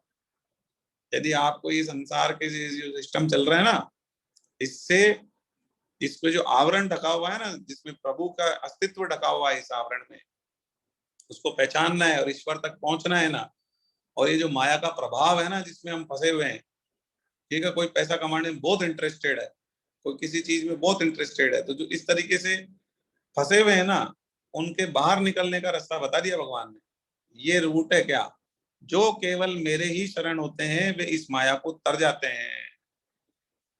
मतलब जो केवल भगवान की शरण लेके बैठे हैं ना, जो भगवान की शरण में चले गए ना, हे प्रभु आप बचाओ, प्रभु हम आपकी शरण में आ गए, अब आप संभालो, मेरे बस की बात नहीं है माया से पार पाना, मेरे बस की बात नहीं है सात्विक राजसिक तामसिक गुणों से ऊपर उठना, मेरे बस की बात नहीं है। मैं तो आपके शरण में आ गया, अब आप कृपा करो प्रभु, आप आशीर्वाद दो प्रभु कि मैं ये सब भोगों से रसों से ऊपर उठ सकूं और आप में लग सकूं। तो भगवान की शरण में जो चला गया ना, तो माया क्या है, वो माया का पर्दा हटना शुरू हो जाएगा। भगवान की कृपा होगी और व्यक्ति क्या होगा, भगवान की तरफ खिंच जाएगा, भगवान उसे पकड़ लेंगे, भगवान उसे उठा लेंगे, अपनी तरफ ले लेंगे, मतलब उसका जीवन सफल हो जाएगा। ये रास्ता बता दिया। जो केवल मेरे ही शरण होकर रहते होते हैं वे इस माया को तर जाते हैं। भगवान की शरण में जो नहीं है उसकी औकात नहीं है, बिसात नहीं है, उसकी कोई बस की बात नहीं है कि भगवान की माया को तर ले, क्योंकि भगवान की माया है तो भगवान की ताकत है उसके अंदर। माया कोई छोटी मोटी चीज नहीं है। माया एक सेकंड में यूं घुमाती है कि आदमी उधर जाता हुआ इधर चला जाता है, एक सेकंड लगती है माया को। ठीक है। माया बहुत बलशाली होती है, बहुत बलवान है माया। किसी की भगवान की शक्ति है उसके अंदर, भगवान की बनाई हुई है माया। तो कईयों के प्रश्न आता है भगवान ने बनाई क्यों? अरे भगवान ने तो सब कुछ बनाया। अभी बताया था कि भाई दो धागों से चलती दुनिया, एक धागे से नहीं चलती। खराब भी चीज बनाए, अच्छी चीज बनाए, सब बनाए भगवान। अब मोबाइल है, अब आप बोलोगे भगवान ने मोबाइल क्यों बनाया? अरे मोबाइल क्यों बनाया? इसमें अच्छे चित्र भी आते हैं, खराब भी आते हैं, अच्छी से अच्छी चीज भी, बुरी से बुरी चीज। हाँ तो बनाया है ना भगवान ने, जरूरत होगी कोई इसलिए बना दिया है। अब वो तो आपकी इच्छा है ना, आप उसमें क्या देखते हो। अब इसमें ये क्वेश्चन कि क्यों बनाया, ठीक है, भगवान को लगा कि कम्युनिकेशन थोड़ा सही करना है, फास्ट करना है। लोग एक दूसरे से कम्युनिकेट नहीं कर पाते थे पहले, मोबाइल नहीं होता तो भगवान को लगा जरूरत है, आजकल जमाना चेंज हो गया, मोबाइल नहीं होगा तो लोगों को पढ़नी पड़ेगी, इसलिए भगवान ने बना दिया। अब कोई के भगवान ने क्यों बनाया, इससे बच्चों की आंखें खराब हो रही है, इससे ये हो रहा है, इससे ये नुकसान हो रहा है। अरे तो इसमें फायदे भी तो हो रहे हैं। तो अब आपके ऊपर है ना कि आप फायदा उठाते हो, नुकसान उठाते हो। भगवान ने तो सब कुछ बना दिया, समझ गए आप। इसलिए भगवान तो सब कुछ बनाएंगे, पर अब आपके ऊपर है कि आप क्या करते हो। ठीक है। तो यहाँ पर भगवान ने ये कहा कि जो मेरी शरण आ जाते हैं ना, वो इस माया से तर जाते हैं। तो हम हमारे बल पे, हमारी ताकत ही क्या है? अरे माया तो भगवान की शक्ति है, भगवान की बनाई हुई माया है। तो हम तो, हमारी ताकत तो है ही क्या भगवान की बनाई हुई माया के सामने, इसलिए हम तर नहीं सकते उससे। एक रूट है, एक रूट बता दिया भगवान ने, 7.14। जो भगवान की शरण में चला जाएगा, जो मेरी शरण में आ जाएगा, मैं क्या करूंगा उसको। देखो हम भगवान के बच्चे हैं, माता पिता क्या करते हैं, एक बच्चा है ना, वो पिताजी के दो की नहीं लगा रहा, दो बेटे हैं। एक बेटा तो क्या करता है, पिताजी यदि उधर से जा रहे हैं ना तो भैया पिताजी दिखने नहीं चाहिए मेरे को, दूसरे रास्ते से जा रहा है। तो एक तो ऐसा है, और दूसरा कैसा है, दूसरा कैसा है, दूसरा पिताजी उधर से जा रहे हैं तो मैं पिताजी के साथ जाऊंगा, मैं पिताजी के धोख लगाऊंगा, मैं पिताजी से मिलूंगा, है ना, और बिल्कुल आज्ञाकारी है।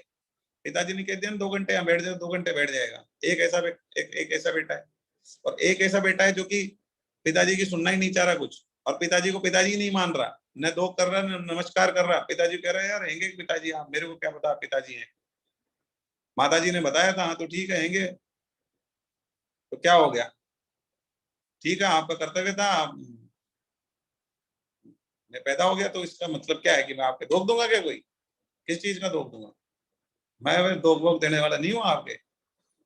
तो ये एक ऐसा बेटा हो गया। तो अब आप ये बताओ, पिताजी का आशीर्वाद किसको मिलेगा, पिताजी की संपत्ति किसको मिलेगी, पिताजी की कृपा किसको मिलेगी। तो डेफिनेटली पिताजी की कृपा तो जो पिता का आज्ञाकारी है, जो पिता की बात मानता है, तो पिता क्या करेंगे, सारी संपत्ति, और थोड़ी बहुत उसको दे भी देंगे तो चलो थोड़ी बहुत उनका बच्चा है इसलिए चलो दे देंगे। तो एक को 5% और एक को 95%, तो ये पिताजी ने थोड़ी करा, ये तो बेटे बेटे ने खुद ने करा, उसके खुद के कर्म सही होते तो पिताजी उसको दे देते। तो बात क्या है कि भगवान की शरण में आ जाओ, भगवान हमारे पिताजी हैं। कैसे, अरे हमारी आत्मा है ना, उसके पिता तो परमात्मा ही है। हमारा शरीर दो चीज से, हमारा सिस्टम दो चीज से चल रहा है ना, एक तो आत्मा और एक शरीर। तो शरीर के पिता तो यहाँ है, जो भौतिक पिता है हमारे, और आत्मा के पिता वो है परमात्मा है, तो हमारे पिता ही तो है वो। तो हम यदि हमारे पिता को नहीं मानेंगे, हम हमारे पिता के शरण में नहीं जाएंगे, हम पिता के धोख नहीं लगाएंगे, तो पिताजी कहेंगे ठीक है फिर आशीर्वाद की क्या जरूरत है, फिर तुम तुम्हारी ताकत से लड़ते रहो, तुम तुम्हारे हिसाब से चलते रहो। और एक पिताजी जो है, और वो इतने सक्षम और इतने इतने बलशाली और इतना जो पूरे तीनों लोग को चला रहे हैं, ऐसे पिताजी की शरण में आप जाते हैं, पूरी कृपा आपको मिल गई तो फिर आप सबसे लड़ जाओगे, पूरी दुनिया जीत सकते हो आप। इसलिए ये पिताजी हैं हमारे, ठीक है ना, भगवान है ना, ईश्वर है, परमात्मा है, ये हमारे आत्मा के पिता है, ठीक है। और आत्मा ही मुख्य तत्व है जिससे हमारा शरीर चल रहा है। देखो बिना शरीर के तो आत्मा चलती रहेगी, लेकिन बिना आत्मा के शरीर एक भी दिन नहीं चल सकता। आत्मा तो बिना शरीर के रहती है, शरीर छोड़ देती है उसके बाद तो आत्मा गोलोक में जाएगी, स्वर्गलोक में जाएगी, कहीं भी जाएगी, भ्रमण करेगी वो तो, है ना, वो उसके फर्क नहीं पड़ रहा शरीर है कि नहीं। तो आत्मा तो बिना शरीर के रह सकती है, लेकिन शरीर आत्मा के बिना नहीं रह सकता। तो मुख्य तत्व तो क्या है, शरीर नष्ट हो जाएगा, आत्मा निकली और क्या, उसको जलाओ या दफनाओ और उसको खत्म, मिट्टी में मिला के खत्म करो, क्या बचेगा शरीर में, कुछ नहीं बचेगा। तो आत्मा मुख्य तत्व है हमारे अंदर जो है, तो वो आत्मा जो है उसके पिता परमात्मा है। तो हम जैसे ही उनकी शरण में जाते हैं ना, वो हमें आशीर्वाद देते हैं, हमें कृपा देते हैं, हमें शक्तियां देते हैं, ठीक है, हमें संबल देते हैं, जिससे कि हम क्या करते हैं, बस फिर हम में वो पावर आ जाती है उस कृपा की वजह से कि हम माया से लड़ पाते हैं और माया को जीत पाते हैं और गलत चीजों से हट के सही चीजों में लग पाते हैं। तो माया से बाहर आने का ब्रह्मास्त्र रास्ता केवल, अच्छा केवल एक ही रास्ता है, इसके अलावा दूसरा रास्ता भी नहीं है, ये भी आप समझ लो। ऐसा नहीं है कि कोई 2-3 रास्ते हैं जिसमें से ये out of 5 this is one, ये ऐसा नहीं है। ये ये केवल एक रास्ता है, भगवान की शरण में जाने से हम क्या करते हैं, हम माया से तर जाएंगे, भगवान के हम शरण में जाएंगे तो हम माया से तर जाएंगे। आगे बढ़ते हैं, इसके बाद में 7.15, 7.15, परंतु माया के द्वारा जिनका ज्ञान हरा गया है, वे आसुर भाव का आश्रय लेने वाले और मनुष्यों में, भाई माया ने जिनका ज्ञान हर लिया, मतलब बिल्कुल विवेक उनका खत्म हो गया, तो वो कैसे होंगे, वो आसुरी भाव का आश्रय ले लेंगे, वो आसुरी प्रवृत्ति के होंगे, हैं। और मनुष्य में महान नीच तथा पाप कर्म करने वाले मूढ़ मनुष्य मेरे शरण नहीं होते हैं। बताओ आप, भगवान की शरण में कौन नहीं जाते हैं, जो महामूढ़ होते हैं, जो बिल्कुल बुद्धि जिनकी भ्रष्ट हो चुकी है, अरे वो पिताजी को पिताजी मानने के लिए तैयार नहीं है, उनके धोख लगाने के लिए तैयार नहीं है, तो फिर वो क्या है? खत्म है कहानी। ठीक है, तो महान नीच तथा पाप कर्म करने वाले मूढ़ मनुष्य, बताओ, जो पाप कर्म में लिप्त रहते हैं ना, वो भगवान की शरण में नहीं होते हैं, भगवान की शरण में नहीं जाते हैं, वो भगवान की शरण में नहीं जाते हैं। तो भाई माया ने किसी का ज्ञान हर लिया है और वो बिल्कुल अज्ञानी हो गया, आसुरी भाव आ गया, पाप का भाव आ गया उसके अंदर, ऐसे जो मनुष्य होते हैं वो भगवान की शरण में नहीं जाते हैं। तो मैं आपको बताऊं, ये बहुत बड़ी कृपा होगी, आप यदि किसी व्यक्ति को भगवत गीता से जोड़ो हैं और उसका जीवन परिवर्तित हो जाए, क्योंकि उसे पता ही नहीं है कि भगवान कौन है, ईश्वर कौन है, सिस्टम क्या है, तो आपके ऐसा करने से यदि किसी का जीवन परिवर्तित हो जाए, तो आप ऐसा मान के चलो कि आपको भी भगवान क्या देंगे? बोनस पॉइंट देंगे। कैसे देंगे? अरे एक बच्चा है जो कि रास्ता भटक गया, कोई यदि उसको पकड़ के लाए और अपने पिता के पास लेके आ जाए, तो फिर पिता खुश होंगे नहीं होंगे? होंगे ना, कि ये बहुत बढ़िया है, ये इसने मेरे बच्चे को मेरे से मिलवाया। ऐसे ही यदि आप किसी भी व्यक्ति को भगवत गीता में या भगवान के काम में लगाते हो, ठीक है, और जिससे उसका ज्ञान मिल जाता है, उसको उसको उसकी माया जो है हट जाती है और वो भगवान की शरण में चला जाता है, फिर भगवान की शरण में जाने से उसको भगवान की कृपा से वो माया को जीत पाता है ना, और अपने जीवन को सफल बना लेता है, तो भगवान की प्रसन्नता बहुत ज्यादा है, बहुत ज्यादा प्रसन्नता है। इसीलिए तो भगवान ने कहा सर्वाधिक प्रिय काम, भगवान का सबसे ज्यादा प्रिय व्यक्ति किसको बताया भगवान ने? भगवान ने अपना सर्वाधिक प्रिय शब्द यूज किया भगवान ने 18.68 में। सर्वाधिक प्रिय कौन है भगवान का? जो भगवत गीता का प्रचार करके भगवान की वाणी को लोगों तक पहुंचाता है, भगवान ने उसके लिए सर्वाधिक प्रिय बोला है कि उससे ज्यादा प्रिय कोई नहीं। क्यों? क्योंकि वो बाकी बच्चों को क्या करता है? अपने पिता से मिलाने का कार्य करता है, भगवान से मिलाने का कार्य करता है। तो भगवान की वाणी सुन लेगा, भगवत गीता सुन लेगा, तो उसका भगवान में मन हो जाएगा, वो भगवान की शरण में चला जाएगा, और भगवान की शरण तो ब्रह्मास्त्र है, भगवान की शरण में गया और माया से ऊपर आ जाएगा, वो भगवान की माया को तैर पाएगा, भगवान की माया से ऊपर निकल के भगवान की तरफ बढ़ पाएगा। ठीक है, आगे बढ़ते हैं। 7.16, हे भरतवंशियों में श्रेष्ठ अर्जुन, पवित्र कर्म करने वाले अर्थार्थी, आर्त, जिज्ञासु और ज्ञानी, चार प्रकार के भक्त बताए भगवान ने। पवित्र कर्म करने वाले अर्थार्थी, अर्थार्थी कौन? जो कि अर्थ के लिए, पैसे के लिए भगवान में लगता है, वो अर्थार्थी। आर्त, आर्त का मतलब जो दुख के मारे, जिसके ऊपर कोई दुख आ गया और बहुत दुख से चीखता है, हे प्रभु बचाओ, पर याद किनको करता है? भगवान को याद करता है, भगवान की आराधना करता है, तपस्या करता है। ठीक है ना, वो आर्त। तो जैसे अर्थार्थी कौन? अर्थार्थी भक्त का यदि एग्जाम्पल लें, तो अर्थार्थी भक्त जैसे ध्रुव महाराज हैं। ठीक है, ध्रुव महाराज जो थे, वो जो ध्रुव थे, वो अर्थार्थी थे। वो भगवान की तपस्या करने क्यों गए थे? क्योंकि उनके पिता ने उनको गोद में बैठाने से मना कर दिया था। ठीक है, तो उनकी माता ने कहा अब तो तेरे को भगवान ही है ना जो पिताजी की गोद में बिठा सकते हैं। तो अच्छा कि भगवान कहाँ है, कौन है, तो तपस्या करने चले गए और भगवान प्रकट हो गए। अब भगवान प्रकट हो गए तो उन्होंने क्या मांगा? राज राज्य मांगा, क्योंकि उसके पिताजी राजा थे, है ना, और वो अपने दूसरे बेटे को राजा बनाना चाहते थे और उसको प्यार करते नहीं थे। इसलिए उसने कहा कि भगवान मेरे को राजा बना दो, तो भगवान मेरे पिताजी अपने आप मुझे प्यार करेंगे, गोदी में बैठाएंगे। ठीक है, तो राज्य मांगा उन्होंने। तो राज्य पाने के लिए ध्रुव महाराज ने भगवान की आराधना करी, लेकिन आप देखो भगवान प्रकट हुए और 36,000 साल के लिए भगवान ने पूरा राज्य दे दिया, पूरा ग्रह दे दिया। ध्रुवलोक है ना, ध्रुवलोक दे दिया पूरा। ये पकड़ो, ये पूरा ग्रह ले लो तुम, पृथ्वी, पृथ्वी से भी बड़ा ग्रह ले लो तुम, वहां तुम्हारी प्रजा, तुम्हारा सिस्टम, ये लो। ऐसा भगवान ने कर दिया। तो अर्थार्थी भक्त जो होते हैं भगवान उनसे भी प्रसन्न हो जाते हैं। ऐसा नहीं प्रसन्न नहीं होते, प्रकट नहीं होते, लेकिन मन से, भगवान से मन से आप मांगो अर्थ कि हाँ प्रभु मुझे पैसा चाहिए, मुझे राज्य चाहिए, मुझे ये चाहिए, लेकिन मैं नाम आपका लूंगा। दिन रात आप जाप कर रहे हो, किस लिए? कि आपको पैसा चाहिए, तो ठीक है भगवान वो दे देंगे। आर्त, जो दुख, दुख आ गया किसी पे, तो आप भगवान को पुकारो, हे प्रभु मुझे बचाओ, मुझे बचाओ, मुझे बचाओ। तो आर्त भक्त कैसे? जैसे उत्तरा है, जैसे गजेंद्र है। उत्तरा थी ना, उत्तरा के गर्भ में परीक्षित जी थे, तो ब्रह्मास्त्र चला दिया था अश्वत्थामा ने, तो उत्तरा ने किसी को भी नहीं पुकारा, उत्तरा ने केवल कृष्ण भगवान को पुकारा, हे कृष्णा हे कान्हा बचाओ, तो कान्हा जी प्रकट हो गए और रक्षा की उनकी।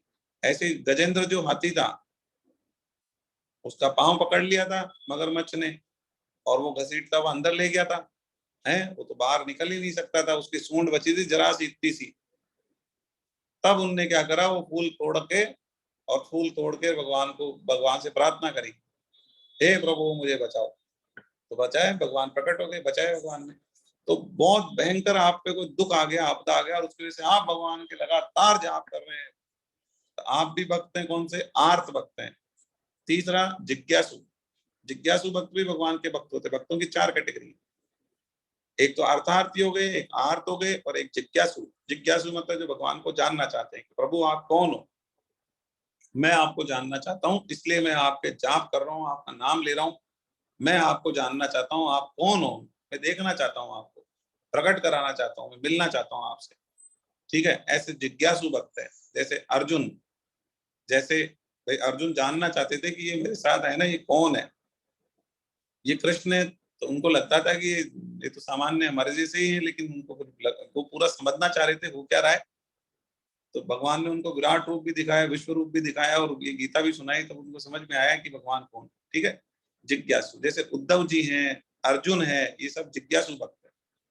ठीक है, और ज्ञानी, ज्ञानी को मतलब प्रेमी बोले हम लोग यहाँ पे, प्रेमी इसके लिए ज्यादा सही है, क्योंकि ज्ञानी जो भगवान कहना चाह रहे हैं कि जिसको ज्ञान है कि मैं कौन हूं और वो उस वजह से मेरे से इतना प्रेम करता है जिसकी कोई सीमा नहीं। ठीक है, वो मतलब है यहाँ पे। तो प्रेमी, ज्ञानी अर्थात प्रेमी, यहाँ लिखा भी है, ज्ञानी अर्थात प्रेमी भक्त। तो चार जो प्रेम करते हैं भगवान से, चाहते कुछ भी नहीं है, वो ये भी नहीं चाहते कि हमारा दुख दूर करो, नहीं चाहते। ठीक है, वो तो भगवान से केवल प्रेम करते हैं, न तो भगवान से धन चाहते हैं, न दुख दूर कर दे ये चाहते हैं, न भगवान का रूप जानना चाहते हैं, कुछ भी नहीं चाहते, वो तो भगवान से बस प्रेम करते हैं। ठीक है, भगवान का नाम लेते हैं क्योंकि बस हे प्रभु, निस्वार्थ भाव से हमें कुछ नहीं चाहिए, बस हम आपसे प्रेम करते हैं इसलिए आपका नाम लेते हैं दिन रात। ठीक है, वो होते हैं प्रेमी भक्त भगवान के। तो चार कैटेगरी। प्रेमी का एग्जाम्पल क्या, गोपियां जो है वो भगवान की प्रेमी भक्त है। तो पताका है, सनातन धर्म की पताका है, प्रेम की पताका है, प्रेम की ध्वजा है। सर्वोत्तम भक्तों की श्रेणी में सर्वोत्तम भक्त माना है, भगवान ने खुद ने भी कहा है कि सबसे ज्यादा प्रिय कौन है मुझे, या सबसे ज्यादा मतलब मेरे को कौन सा भक्त सबसे ज्यादा अच्छा लगता है, तो प्रेमी भक्त मेरे को सबसे ज्यादा अच्छा लगता है। प्रकट तो मैं सबके लिए हो जाता हूँ, काम सबका ही कर देता हूँ। ठीक है, तो ये चार प्रकार के मनुष्य मेरा भजन करते हैं अर्थात मेरे शरण होते हैं। तो भगवान की शरण में होके ये चार तरीके के लोग, चार ही तरीके के होंगे भक्त। अरे या तो उसको पैसा या कोई सामान या उसका कोई काम निकालना होगा तो अर्थार्थी हो गया, और या उसको कोई दुख पड़ गया होगा तो दुख से छूटना चाह रहा हो गया तो आर्त हो गया, और या फिर कोई जिज्ञासु से कुछ जानना होगा, भी चाहिए कुछ नहीं पर जानना चाहता हूँ, देखना चाहता हूँ, तो एक जिज्ञासु होगा। और एक ऐसा होगा जिसे कुछ नहीं चाहिए, प्रेम है, निस्वार्थ प्रेम, निश्चल प्रेम है जिसका, वैसा होगा। तो इसके अलावा तो कोई कैटेगरी नहीं बची, तो चार भक्त होते हैं। क्या लेने कर रहा है भक्ति, पूछे भी क्यों कर रहे हो आप, तो चारों में से एक तो रीजन आएगा ही ना, इसके अलावा तो कोई रीजन ही नहीं। ठीक है, तो चार प्रकार के जो भक्त होते हैं वो मेरे शरण होते हैं। आगे बढ़ते हैं नेक्स्ट पेज पे, 7.17 और 18। उन चार भक्तों में मुझ में निरंतर लगा हुआ अनन्य भक्ति वाला ज्ञानी अर्थात प्रेमी भक्त श्रेष्ठ है। प्रेमी को सबसे श्रेष्ठ बताया क्योंकि उसे कुछ चाहिए नहीं होता है, वो केवल भगवान को प्रेम करता है, निस्वार्थ प्रेम करता है, निश्चल प्रेम होता है उसके प्रेम, मतलब उसके प्रेम को कुछ चाहिए नहीं होता है। ठीक है, क्योंकि ज्ञानी भक्त को मैं अत्यंत प्रिय हूं और वो मुझे अत्यंत प्रिय है। तो ज्ञानी भक्त को क्या है, भगवान बहुत प्रिय लगता है और भगवान से कुछ चाहिए नहीं, फिर भी भगवान का 24 घंटे नाम लेता रहता है। ठीक है, तो भगवान उसको बहुत प्यारे लगते हैं, तभी तो वो 24 घंटे नाम ले पाता है हमेशा। अब गोपियां थी तो खाना भी बना रही थी तो केवल कृष्ण भगवान, कुछ भी काम पूरे घर का काम हो रहा था तो कृष्ण कृष्ण कृष्ण कृष्ण कृष्ण, 24 घंटे सोते जागते उठते बैठते कृष्ण के अलावा कुछ भी नहीं दिखता था, और कृष्ण से चाहिए कुछ भी नहीं। क्या चाहिए प्रभु, आपसे कुछ नहीं चाहिए, बस आपसे प्रेम है। ठीक है, तो वो अत्यंत लेकिन बहुत प्रेम है, बहुत ही ज्यादा प्रेम है। ठीक है, तो कृष्ण भगवान से प्रेम करती थी गोपियां, चाहिए कुछ भी नहीं। राधा जी कृष्ण भगवान से प्रेम करती, उनको चाहिए कुछ नहीं। क्या चाहिए? कुछ भी नहीं चाहिए है। और क्या मिला जीवन में? कुछ भी नहीं मिला। कृष्ण भगवान से प्रेम किए तो विरह मिला, विरह की अवस्था मिली वो, और कुछ मिला तो है नहीं। ठीक है, तो प्रेम जो सच्चा प्रेम होता है ना, उसमें कुछ चाहिए नहीं होता, कुछ मिलता भी नहीं, और चाहिए ही नहीं होता, मिलना नहीं मिलना की तो बात ही खत्म हो गई। ठीक है, तो वो प्रेम, उसमें क्या होता है, अत्यंत प्रिय होता है। राधा जी को कृष्ण अत्यंत प्रिय है, गोपियों को कृष्ण अत्यंत प्रिय है। तो बस उनको प्रिय है ना, तो कृष्ण को भी राधा जी बहुत प्रिय हैं और गोपियां बहुत प्रिय हैं। जिसको जितना ज्यादा प्रिय कृष्ण है, कृष्ण भगवान को भी वो व्यक्ति उतना ज्यादा प्रिय है। आपको यदि कृष्ण भगवान प्रिय है तो कृष्ण भगवान को भी आप प्रिय हो, ऐसा मान लेना। क्योंकि भगवान के यहाँ पे यही सिस्टम है, जिस भाव से आप देखोगे भगवान उस भाव से देखेंगे, जिस भाव से आप पूजोगे भगवान उस भाव से स्वीकार करेंगे, जिस भाव, जितना आप प्रेम करोगे उतना ही प्रेम भगवान करेंगे। आप बहुत ज्यादा प्रेम करोगे तो भगवान बहुत ज्यादा प्रेम करेंगे आपसे। बिल्कुल यही सिस्टम है भगवान के यहाँ पे। ठीक है, तो पहले कहे हुए सबके सब चारों ही भक्त बड़े उदार और श्रेष्ठ भाव वाले हैं। ये चारों ही भक्त क्या है, श्रेष्ठ होते हैं। क्यों होते हैं श्रेष्ठ? तो इसलिए होते हैं कि अरे भाई, कोई व्यक्ति पैसा भी मांग रहा है तो किससे मांग रहा है? अपने पिता से ही मांग रहा है ना, और अपने पिता के पास आके ही तो शरण में आके गिर रहा है, और अपने पिता से ही तो बोल रहा है, और तो कुछ नहीं कर रहा ना, वो गलत नहीं कर रहा। तो किसी को पैसा चाहिए तो दूसरा रूट है ना कि चोरी कर लो, बेईमानी कर लो, झूठ बोल लो, एक तरीका तो ये। और दूसरा, कोई परेशान भी है तो गड़बड़ी कुछ नहीं कर रहा, अत्यंत पवित्र है, और बस भगवान के पास आ गया और भगवान से मांग रहा है कि हे प्रभु, मैं मर रहा हूँ या मेरी स्थिति बहुत खराब हो चुकी है, मुझे पैसा चाहिए थोड़ा। तो जो पैसा मांग रहा है तो वो ठीक है ना, भगवान से ही मांग रहा है तो भगवान का नाम ले रहा है, गलत काम कुछ भी नहीं कर रहा ना। इसलिए भगवान ने कहा कि वो चारों श्रेष्ठ है तो चारों श्रेष्ठ, भाव उनके अच्छे हैं चारों के। ठीक है, परंतु प्रेमी तो मेरा स्वरूप ही है। अरे प्रेमी तो मेरा ही स्वरूप है, क्योंकि भगवान तो सबसे बहुत प्रेम करते हैं ना। भगवान के बच्चे हैं सब, माता पिता तो अपने सभी बच्चों से प्रेम करते हैं, चाहे बच्चे करें नहीं करें। ठीक है, फिर भी माता पिता के मन में उनके लिए तो प्रेम रहता ही है। तो मेरा ऐसा मत है, तो वो तो मेरा ही स्वरूप है। जो प्रेमी भक्त है ना, वो तो मेरा ही स्वरूप है, कारण कि वह मुझसे अभिन्न है। प्रेमी तो भगवान से अभिन्न है, प्रेम तो भगवान का ही रूप होता है। प्रेमी वह मुझसे अभिन्न है, और जिससे श्रेष्ठ दूसरी कोई गति नहीं है, ऐसे मुझ में ही दृढ़ स्थित है। मुझसे अभिन्न है, मतलब जो प्रेमी भक्त है ना, अभिन्न होते हैं। अभिन्न कैसे? कि वो कभी अलग होते हैं। राधा और कृष्ण कभी अलग हुए ही नहीं, गोपियां और कृष्ण कभी अलग हुए ही नहीं। एक क्षण भी ऐसा नहीं होता जब वो एक दूसरे से अलग होते हैं, मन से इस तरीके से जुड़े होते हैं कि एक क्षण भी ऐसा नहीं निकलता जब वो एक दूसरे को याद नहीं करे। तो आप बताओ, अभिन्न कहाँ हुए? अभिन्न तो जब होंगे ना जब एक दूसरे को याद ही नहीं करा है। कोई काम पड़ा तब याद कर लिया, काम निकल गया एक दूसरे का, तो फिर क्या जरूरत है याद करने की? एक दूसरे का कोई काम निकलना था, वो निकल गया एक दूसरे से। बस यही तो प्रेम था। तुम्हारा भी निकल रहा है, हमारा भी निकल रहा है, दोनों मिलके जो जो काम निकल रहा है निकाल लेते हैं। ठीक है, बस फिर अपन अपना अपना अपने अपने रास्ते जाएंगे, फिर याद करने की तो कोई बात ही नहीं, याद करने की क्या जरूरत है? वो प्रेम नहीं होता। प्रेम वो होता है जिसमें अभिन्नता होती है। एक क्षण भी ऐसा नहीं होता जबकि व्यक्ति जो भी भगवान को भूल जाए। ठीक है, तो ऐसे भक्त तो भगवान से अभिन्न हैं, क्योंकि वो कभी भिन्न होते ही नहीं है भगवान से। और इससे ज्यादा अच्छी तो कोई गति ही नहीं होती। तो भगवान ने कह दिया ना, इससे श्रेष्ठ तो कोई दूसरी गति ही नहीं है। ऐसे मुझ में ही दृढ़ स्थित हैं, भाई मेरे में दृढ़ता से स्थित हैं। बस भगवान भगवान भगवान, प्रभु प्रभु प्रभु। और एक चीज और बता दूं, ऐसा नहीं है कि आप जंगल में जाओगे तो ही होगा ऐसा। अरे आप जहाँ हो, जैसे आप काम कर रहे हो, जैसे माँ होती है ना, माँ माँ खाना बना रही है घर में, तो उसका ध्यान पूरा कहाँ रहता है? बच्चे पे रहता है। कपड़े धो रही है, ध्यान पूरा बच्चे पे।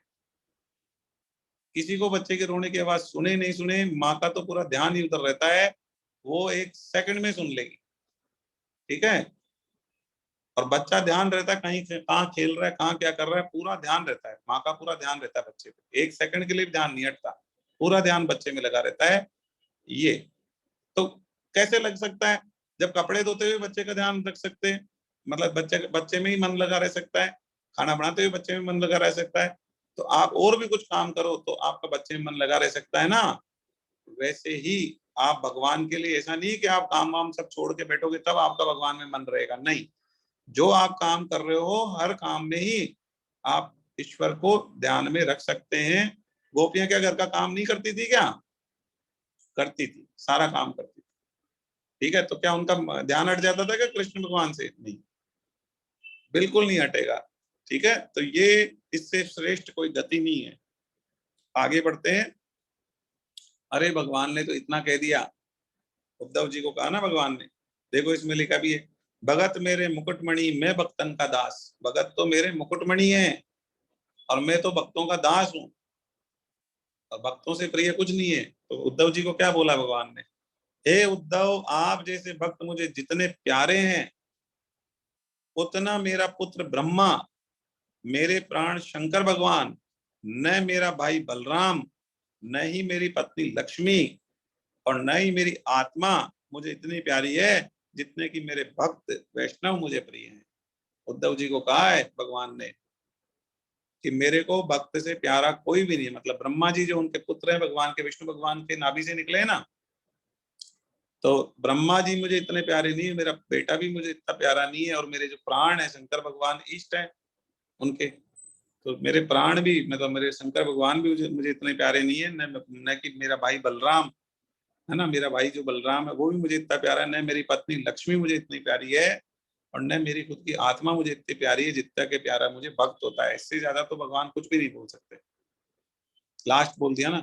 आप कहो किसी को, आप किसी को ये कहो कि भाई देखो मेरी बेटी, मेरी बेटा बेटी, मेरी पत्नी है, और मेरे परिवार के बाकी सदस्य, या मैं खुद, खुद से जो प्यार, तो मैं खुद से भी इतना प्यार नहीं करता जितना कि तुमसे करता हूँ।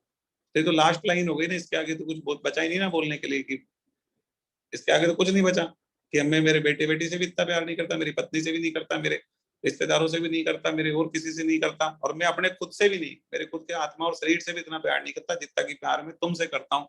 यदि ऐसा कोई व्यक्ति बोल देना तो इसके आगे बोलने के लिए कुछ है नहीं। तो भगवान ने स्पष्ट कर दिया कि मेरे भक्त से ज्यादा प्रिय मुझे कोई नहीं होता है। नाम भी बता के, सबके नाम भी बता दिए कि भाई ये है ना, इनमें सब में मेरे को सबसे ज्यादा प्रिय मेरे को मेरे भक्त होते हैं।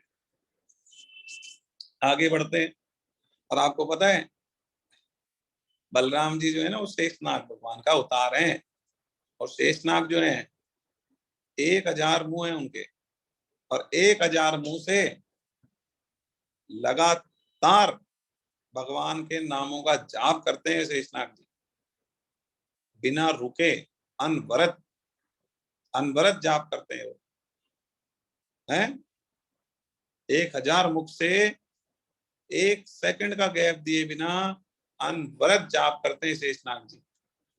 तो ये छोटे मोटे भक्त नहीं है बहुत उच्च श्रेणी के भक्त हैं। शेषनाग जी ऐसे ही थोड़ी हैं, ऐसे शेषनाग जी थोड़ी बन गए। शेषनाग जी भगवान की बहुत बड़े भक्त हैं। आगे आगे चलते हैं। शंकर भगवान, क्या शंकर भगवान तो खोए रहते हैं हमेशा, राम राम राम राम बस जपते रहते हैं। तो शंकर भगवान कम भक्त हैं क्या? परम वैष्णव परम भक्त है शंकर भगवान। ठीक है, तो भगवान ने ही तो कहा मेरा भक्त मेरे को सबसे प्रिय है। ठीक है, और भी कोई भक्त हो जो, और भी जो मेरे को इनसे भी ज्यादा प्यार करेगा तो मैं उससे उससे भी ज्यादा प्यार करने के लिए तैयार हूँ। ये कह रहे हैं भगवान कि मेरा प्रेमी भक्त होता है ना वो मुझे सबसे प्रिय होता है। आगे बढ़ते हैं। 7.19 है, बहुत जन्मों के अंतिम जन्म में, अर्थात मनुष्य जन्म, मनुष्य जन्म ही हो सकता है अंतिम जन्म, इसके अलावा तो अंतिम जन्म हो ही नहीं सकता, क्योंकि मनुष्य योनि में ही तो मोक्ष हो सकता है, इसके अलावा तो कोई योनि से मोक्ष हो जाए। हाँ हाँ हाँ हाँ, नहीं नहीं नहीं नहीं, उसका एक फ्री रजिस्ट्रेशन का वो फॉर्म बनवा दो फटाफट से। हाँ हाँ हाँ, वेबसाइट पे बनवाओ। तो फाउंडेशन और इंटर सेलेक्ट करवा लो, फाउंडेशन का भी लॉन्च कर रहे हैं। ठीक है, हाँ उसमें ड्रॉप डाउन में दोनों में से जो भी देना चाहेंगे सेलेक्ट करा लो, बनवा दो, फॉर्म बनवा दो, मेरी क्लास चल रही है अभी, बात करते हैं। तो आगे बढ़ते हैं। 7.19 में हम चल रहे हैं। बहुत जन्मों के अंतिम जन्म में, अर्थात मनुष्य जन्म, मनुष्य जन्म अंतिम जन्म हो सकता है, इसके अलावा कोई अंतिम जन्म नहीं हो सकता। अर्थात मनुष्य जन्म में सब कुछ परमात्मा ही है।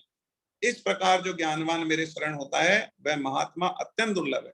अरे जो ये मान ले कि भगवान ही है, सब कुछ भगवान है, सब कुछ भगवान है, मेरा कुछ भी नहीं है, मैं कुछ भी नहीं, मैं भी कुछ नहीं हूँ, मेरी कोई सत्ता ही नहीं है, सब कुछ भगवान है, ऐसा मान के जो भगवान के शरण हो जाते हैं ना, ऐसे महान आत्मा, महात्मा का मतलब ऐसी महान आत्मा अत्यंत दुर्लभ है। तो अपने को ऐसी महान आत्मा बनना है कि मेरी कोई सत्ता ही नहीं है, मेरा कोई अस्तित्व ही नहीं है, मैं कुछ हुई नहीं, और भगवान के शरण की जो कुछ है सब कुछ भगवान है बस, और भगवान के आगे लेट गए, हे प्रभु आप ही हो, तो सब कुछ भगवान पे छोड़ दिया और भगवान के शरण में आ गए। ऐसे अत्यंत दुर्लभ होते हैं ऐसे महात्मा, लेकिन हम बन सकते हैं। ठीक है, हमको ऐसा करेंगे तो हम बन जाएंगे। आगे बढ़ते हैं। इसके बाद हम चलते हैं 7.20, 21, 22, 23, ये चारों का पेयर है। परंतु उन उन कामनाओं से जिनका ज्ञान हरा गया है, कामनाओं से तो ज्ञान हरा जाता है ना व्यक्ति का, कामना में तो पड़ना ही नहीं, कामना ही तो सारी जड़ है। ये मिल जाए, ये पहन लूं, ये खा लूं, ये व्यक्ति वस्तु क्रिया मिल जाए तो आनंद आ जाए, यही यही तो कामना है। उसी से तो व्यक्ति का नाश होता है, सर्वनाश होता है। तो उन उन कामनाओं से जिनका ज्ञान हरा गया है, ज्ञान का ऋण हो जाता है, जिसकी कामनाएं जाग जाती है ना, फिर वो ज्ञान में सब धुल जाता है, उसका ज्ञान में नहीं पड़ता। इसलिए भगवान के शरण में रहता है तो भगवान क्या करते हैं, उस माया के प्रभाव को आने नहीं देते, उसके ज्ञान को धुलने नहीं देते, उस पे कामनाओं को हावी होने नहीं देते। ठीक है, परंतु उन उन कामनाओं से जिनका ज्ञान हरा गया है, ऐसे मनुष्य अपनी अपनी प्रकृति अथवा मतलब अपना अपना स्वभाव होता है सबका, अर्थात स्वभाव से नियंत्रित होकर उस अर्थात देवताओं के उन उन नियमों को धारण करके अन्य देवताओं के शरण हो जाते हैं, अन्य देवताओं के शरण हो जाते हैं। अब देखो आप ऐसे समझो, एक तो है ईश्वर और एक है देवता, तो अन्य देवताओं में और ईश्वर में क्या फर्क है ये समझ लें आप। ईश्वर तो है देखो विष्णु भगवान, शंकर भगवान, गणेश जी, सूर्य भगवान और देवियां, देवी शक्ति होती है ना, देवियां, ये तो है ईश्वर। देवियां मतलब पार्वती माता, लक्ष्मी माता, ये सब देवियां है ना। तो देवियां, देवी की जो हम पूजा करते हैं, ठीक है, दुर्गा माता, ये सब देवियां हैं। तो यहाँ पर ये कह रहे हैं कि भाई जो, तो ये जो ईश्वर कोटि है, ईश्वर कोटि में 5 है, विष्णु भगवान, शंकर भगवान। अब हनुमान जी शंकर भगवान के अवतार है, तो शंकर भगवान आ गए तो हनुमान जी उसमें आई गए अपने आप, उसमें कोई कहने की बात नहीं। भाई इनके अवतार, अब विष्णु भगवान बोला तो विष्णु भगवान का मतलब तो राम जी आए गए ना, राम जी भी आ गए, कृष्ण जी भी आ गए, वो तो पूरा विष्णु भगवान के सारे अवतार आ गए उसमें। ठीक है, विष्णु भगवान, शंकर भगवान, गणेश जी, सूर्य भगवान और देवियां, ये 5 तो है ईश्वर कोटि। ठीक है, और 5 के अलावा जो है वो ईश्वर कोटि नहीं है, वो देवता कोटि है। ठीक है, देवता कोटि के हैं। अब देवता कोटि क्या हुए, देवता कोटि के जो हैं वो सब आपकी कोई भौतिक इच्छा है उसको पूर्ण करने में सक्षम, सक्षम तो ये भी है। ठीक है, लेकिन व्यक्ति क्या करता है कि अरे भाई पानी की जरूरत पड़ रही है, हमारे खेत में पानी नहीं है, तो एक काम करो ना, वरुण देवता की पूजा करते हैं। किनकी पूजा करते हैं, वरुण देवता, क्योंकि उन्हें क्या चाहिए, जल चाहिए, तो जल के देवता की पूजा कर रहे हैं। बारिश नहीं हो रही तो साहब इंद्र देवता को पूजा करते हैं, इंद्र का आह्वान करते हैं तो बारिश हो जाएगी। तो यज्ञ करो, इनका यज्ञ करो, इंद्र देवता का यज्ञ करो, तो बारिश वर्षा होने के लिए यज्ञ होता है ना, आपने सुना भी होगा, अखबार में भी पढ़ा होगा। वर्षा के लिए यज्ञ कर रहे हैं, यज्ञ करो, इंद्र देवता का आह्वान करो, तो इंद्र देवता आएंगे तो बारिश होगी।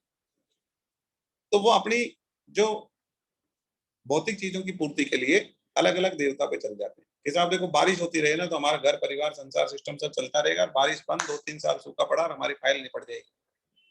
इसलिए हमको क्या है ना, इंद्र देवता को बस पूजते हैं, जाते हैं, यज्ञ करते हैं, वही करते हैं सिस्टम हमारा। तो और कोई देवता से कोई लेना देना नहीं है यार। ठीक है, हैंगे वो है, ठीक है, पर हम तो इनको ही मानते हैं। क्योंकि उनकी भौतिक आवश्यकताएं वो देवता पूरी कर रहे हैं, और उनसे होनी, दूसरे से तो बारिश तो उन्हीं से होगी भैया, बारिश तो उनसे ही होनी, और तो दूसरे से होनी नहीं। तो अब किसी को कोई दूसरी चीज, भाई ये तो बारिश वाली बात होगी, अब किसी को और कुछ चाहिए तो उसके देवता अलग बने हुए, तो उनके पीछे लग जाएगा कि साहब प्रभु मेरे को तो ये आवश्यकता पूरी करो। है, ये कहना चाह रहे भगवान। क्या होता है, व्यक्ति की कोई भौतिक आवश्यकता होती है तो व्यक्ति क्या करता है, जो 5 जने ईश्वर कोटि के हैं उनमें नहीं लग के, और अन्य देवता जो हैं, जो आपकी भौतिक आवश्यकताओं की पूर्ति करने में सक्षम है, ठीक है, उनको जो भगवान आगे बोलेंगे कि उनके पास जो क्षमता है ना आपकी भौतिक आवश्यकता पूरी करने की, वो मेरे से आती है, मैं देता हूं उनको क्षमता। इंद्र भगवान के पास जो वर्षा करने की क्षमता है ना, वो किन्होंने दी? कृष्ण भगवान ने दी। मतलब वो सब जो क्षमताएं आ रही है ना, वो सब मेरे से आ रही है, ये तो भगवान बोलेंगे। लेकिन भगवान ये बोल रहे हैं अभी कि जो अन्य देवता हैं वो सक्षम होते हैं क्या करने में? आपकी इच्छा पूरी करने में, आपकी कामनाएं पूरी करने में, ठीक है। तो कामनाएं के वशीभूत व्यक्ति क्या करता है? परंतु उन कामनाओं से जिनका ज्ञान हर लिया गया है, तो जिनका ज्ञान हो गया, हर लिया गया, अरे आपको वर्षा चाहिए तो आप कृष्ण भगवान के पास चल जाओ ना, क्या वो वर्षा देने में सक्षम नहीं है? क्या सक्षम है? लेकिन किधर चले जाते हैं? इंद्र भगवान की तरफ चले जाते हैं। तो इंद्र देवता की तरफ जाते हैं, इंद्र देवता है तो इंद्र देवता की तरफ जाते हैं। इंद्र देवता क्या करेंगे? हाँ ठीक है, बारिश का उनके पास है सिस्टम, तो क्या कृष्ण भगवान के पास नहीं है? अरे आप कृष्ण भगवान की आराधना करोगे, उनके शरण में आ जाओगे, तो कृष्ण भगवान ही तो उनको पावर देते हैं बारिश करने की। वो चाहेंगे तो वो इंस्ट्रक्शन दे देंगे, आगे काम हो जाएगा, ठीक है। तो यहाँ पर ये कह रहे हैं मनुष्य अपनी अपनी प्रकृति अथवा स्वभाव से नियंत्रित होकर उस अर्थात देवताओं के उन नियमों को धारण करते हुए अन्य देवताओं के शरण हो जाते हैं। अब ये गड़बड़ है, शरण तो भगवान कृष्ण में रहो, आप भगवान कृष्ण की शरण में रहो, या जो ईश्वर है उनकी शरण में रहो, जो 5 बताई कैटेगरी उनमें उनकी शरण में रहे आप, ठीक है। उनकी शरण में रहकर, और आप यदि इनकी मतलब जैसे व्यापार कार्य के हिसाब से आप किसाब ये कार्य भी कर लेते हैं, क्योंकि हमारे व्यापार में ये कार्य कर लेते हैं ताकि हमारे व्यापार की वृद्धि हो जाएगी, तो चलेगा। तो आपकी कामना पूर्ति के लिए आप उन्हीं की शरण होके और उन्हीं को सब कुछ मान लें, उसके लिए भगवान बोल रहे हैं कि वो क्या है, वो सही नहीं है। शरण तो कृष्ण भगवान की हो जाओ, शरण तो ईश्वर के रहो आप, ठीक है। बाकी आप ये चीज करोगे तो चलेगा, बल्कि करना चाहिए, भगवान खुद कहेंगे कि वो करना चाहिए, उसमें गलत नहीं है। पर आप शरण में रहो ईश्वर के, और फिर आप जो है आपकी कोई चीजें हैं उनके लिए आप करते हो तो ठीक है। और पतन जो है वो देवताओं के पूजन से नहीं होता है, पतन तो हमारी जो सकाम भावनाएं होती है, हमारी कामनाएं भड़क रही होती है ना, उनको शांत करने के लिए हम जो देवताओं के पास जाते हैं, चढ़ावा चढ़ा के यज्ञ करके वो चीजें पाते हैं ना, तो हमारी जो कामनाएं है ना, कामनाओं से आपका पतन होता है, देवताओं के पूजन से पतन नहीं होता है। इंद्र भगवान के पूजन से पतन नहीं होगा। या आप जैसे मान लो कुछ लोग पितरों का पूजन करते हैं, तो पितरों का पूजन करना चाहिए, पितरों के पूजन से पतन नहीं होगा, पतन तो कामनाओं से होगा कि आप पितरों का पूजन कर रहे हैं और पितरों से ऐसी चीज मांग रहे हैं जिससे कि भाई मेरे को कार दिला दो, पितर देवता मेरे को कार दिलवा दो। तो वो कामना से आप पितरों का पूजन कर रहे हैं और पितरों को ही सब कुछ मान रहे हैं, और कृष्ण भगवान को आप मान ही नहीं रहे हैं। और शरण में भी किनके चले गए? पितरों की शरण में चले गए। तो आगे आएगा भी, भगवान बताएंगे कि जो पितरों की पूजा करेगा वो पितृ बनेगा, जो भूतों की पूजा करेगा वो भूत बनेगा, जो जिसकी पूजा करेगा उसी को प्राप्त होगा, ठीक है। आगे आएगा इसमें, ठीक है। तो एक 9वें अध्याय में आएगा, मतलब इस अध्याय में नहीं आएगा, लेकिन भगवान बता रहे हैं यहाँ पर, ये बता रहे हैं कि भाई देवताओं का पूजन करने से देवताओं का पूजन करने लग जाते हैं, उन्हीं की शरण में हो जाते हैं। आगे बढ़ते हैं, जो जो भक्त जिस जिस देवता का श्रद्धा पूर्वक पूजन करना चाहता है, उस देवता में ही मैं उसकी श्रद्धा को दृढ़ कर देता हूँ। मैं गड़बड़ी नहीं करता, भाई वो किसकी तरफ जाना चाह रहा है, भैया उसकी तरफ जा, मैं और दृढ़ कर देता हूँ तुम्हारी श्रद्धा, उसमें श्रद्धा दृढ़ करके और उनके पास ही पहुंचा देते हैं। मेरे द्वारा दृढ़ की हुई श्रद्धा से युक्त होकर वह मनुष्य उस देवता की सकाम भाव पूर्वक उपासना करता है, और उसकी वह कामना भी पूरी होती है, कामना भी पूरी करते हैं। परंतु वह कामना पूर्ति मेरे द्वारा ही विहित की हुई होती है। लेकिन वो कामना पूर्ति की पावर कहाँ से आ रही है? इंद्र देवता को बारिश की जो पावर आ रही है वो कहाँ से आ रही है? वो कृष्ण भगवान से आ रही है, ठीक है। मेरे द्वारा ही विहित की हुई है। परंतु उन तुच्छ बुद्धि वाले मनुष्यों को उन देवताओं की आराधना का फल अंत वाला ही मिलता है, और देवताओं का पूजन करने वाले देवताओं को प्राप्त होते हैं, और मेरे भक्त मेरे को प्राप्त होते हैं। अब आप देवताओं का पूजन करो, भगवान का तो भगवान की शरण में भी मत रहो, उनका पूजन भी मत करो, तो आप उन्हीं को प्राप्त होगे, ठीक है।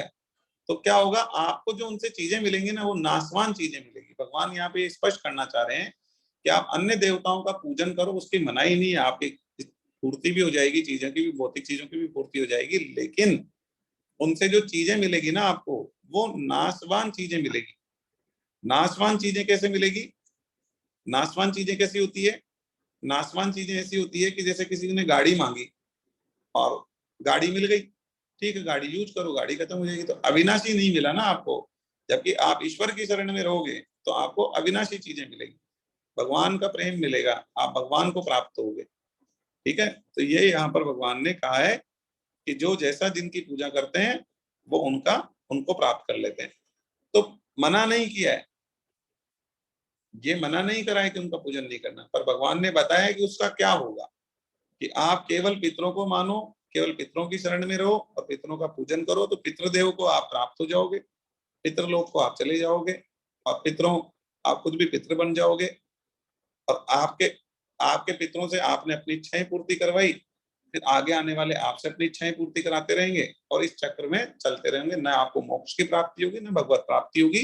लेन देन का सिस्टम चलता रहेगा कि आप उनको कोई चीज दे रहे हो, उसके बदले में आपको चीज मिल रही है। लेन देन चलता रहेगा, लेन देन चलता रहेगा, लेन देन चलता रहेगा। ये भगवान बता रहे। पितृदेव की पूजा करने से मना नहीं कर रहे। पितृदेव को पूजा करना, हमारे पितरों का तर्पण करना, श्राद्ध करना, ये हमारा कर्तव्य है, क्योंकि हम जो श्राद्ध और तर्पण करते हैं उसी से वो लोग चलते हैं। तो हमारा कर्तव्य का हम पालन जरूर करें। ऐसी गलती कभी मत कर बैठना कि आप पितरों का पूजन नहीं करो और उनका तर्पण नहीं करो। ये मिस्टेक नहीं होनी चाहिए लाइफ में, वो तो अत्यंत आवश्यक है। क्यों? क्योंकि जो हम यहाँ पर पानी पिलाते हैं ना पितरों को, वही पानी मिलता है उनको। हम जो यहाँ पर भोजन खिलाते हैं वही भोजन उन तक पहुंचता है, नहीं तो भूखे रह जाएंगे, बहुत गड़बड़ हो जाएगा मामला। तो आप उस चक्कर में मत लग जाना यार। ये जो ऐसा नहीं कहना चाह रहे हैं, ये भाव नहीं है ये श्लोक का। भाव ये है कि केवल उन्हीं की शरण में और केवल वही सब कुछ है। क्यों? क्योंकि उनसे हमको भौतिक चीजें सब मिल जाएंगी और हमारा कर्तव्य भी मान रहे हैं, लेकिन सारी भौतिक चीजें पूरी पूर्ति के लिए हम उनके पीछे लगे हुए हैं और उन्हीं की शरण में जाके बैठे हैं। और जो भगवान है, जो ईश्वर है, उनकी तरफ हमारा कोई ध्यान नहीं है। तो क्या होगा? आपकी भौतिक चीजें मिलती रहेगी, चलता रहेगा काम, ठीक। तो बेस्ट क्या है, फाइनली कंक्लूड कर रहे हैं इस श्लोक को। बेस्ट क्या है? बेस्ट ये है कि कृष्ण भगवान की शरण में चले जाएं और अपने कर्तव्य पालन के रूप में जो भी हमारे पितर हैं, जो भी हमारे पूर्वज हैं, जो भी हमारे और कुल देवता कुल देवी हैं, सबका पूजन करें, तर्पण करें, श्राद्ध करें, जो भी उनके सिस्टम बने हुए उन फॉलो करें। लेकिन केवल अपना कर्तव्य मान के कि मेरी ड्यूटी है, मेरी ड्यूटी है, ये मान के हम करें। बस अपनी ड्यूटी मान के करें। इसके अलावा आप वो लेन देन के चक्कर में नहीं पड़े कि मुझसे, मेरे को इनसे ये मिल जाए, ये मिल जाए, नहीं। जो मिलना है आप भगवान की शरण में, कृष्ण भगवान की शरण में बैठे रहो और जो मांगना है उनसे ही मांगो। ठीक है, ये भगवान कहना चाह रहे हैं। कामनाओं के वशभूत होकर ऐसा नहीं करें आप, इसके लिए मना कर रहे हैं। तो पूजन की मनाही नहीं है, अपने कुल देवता की पूजा करो, अपने पितरों की पूजा करो, उनके श्राद्ध करो, तर्पण करो, वो सब करो। मनाही पूजन की नहीं है, मनाही कामनाओं की है। मनाही किस चीज की है? कि उनसे कामनाएं आप पूरी करना चाह रहे हैं, उस चीज की मनाही है। कर्तव्य पालन की तो भगवान मना कर ही नहीं सकते। कर्तव्य कर्म से बड़ा तो भगवान ने किसी चीज को बताया नहीं। तो कर्तव्य का पालन करना है हमारे को। चलिए, 23 तक हो गया है। अब आगे अगली क्लास में पढ़ेंगे। 2 मिनट का हम कीर्तन कर लेते हैं।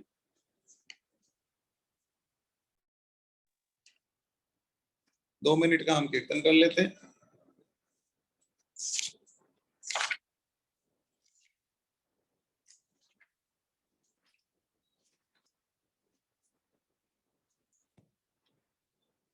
राधे गोविंदा भजो राधे, भजो राधे गोविंदा।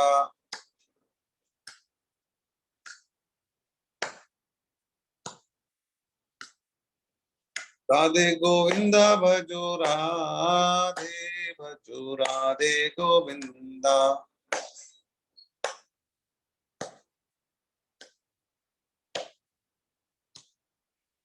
राधे गोविंदा भजो राधे गोविंदा।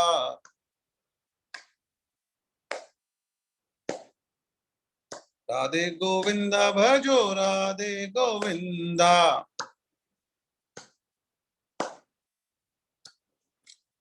राधे गोविंदा भजो राधे, भजो राधे गोविंदा।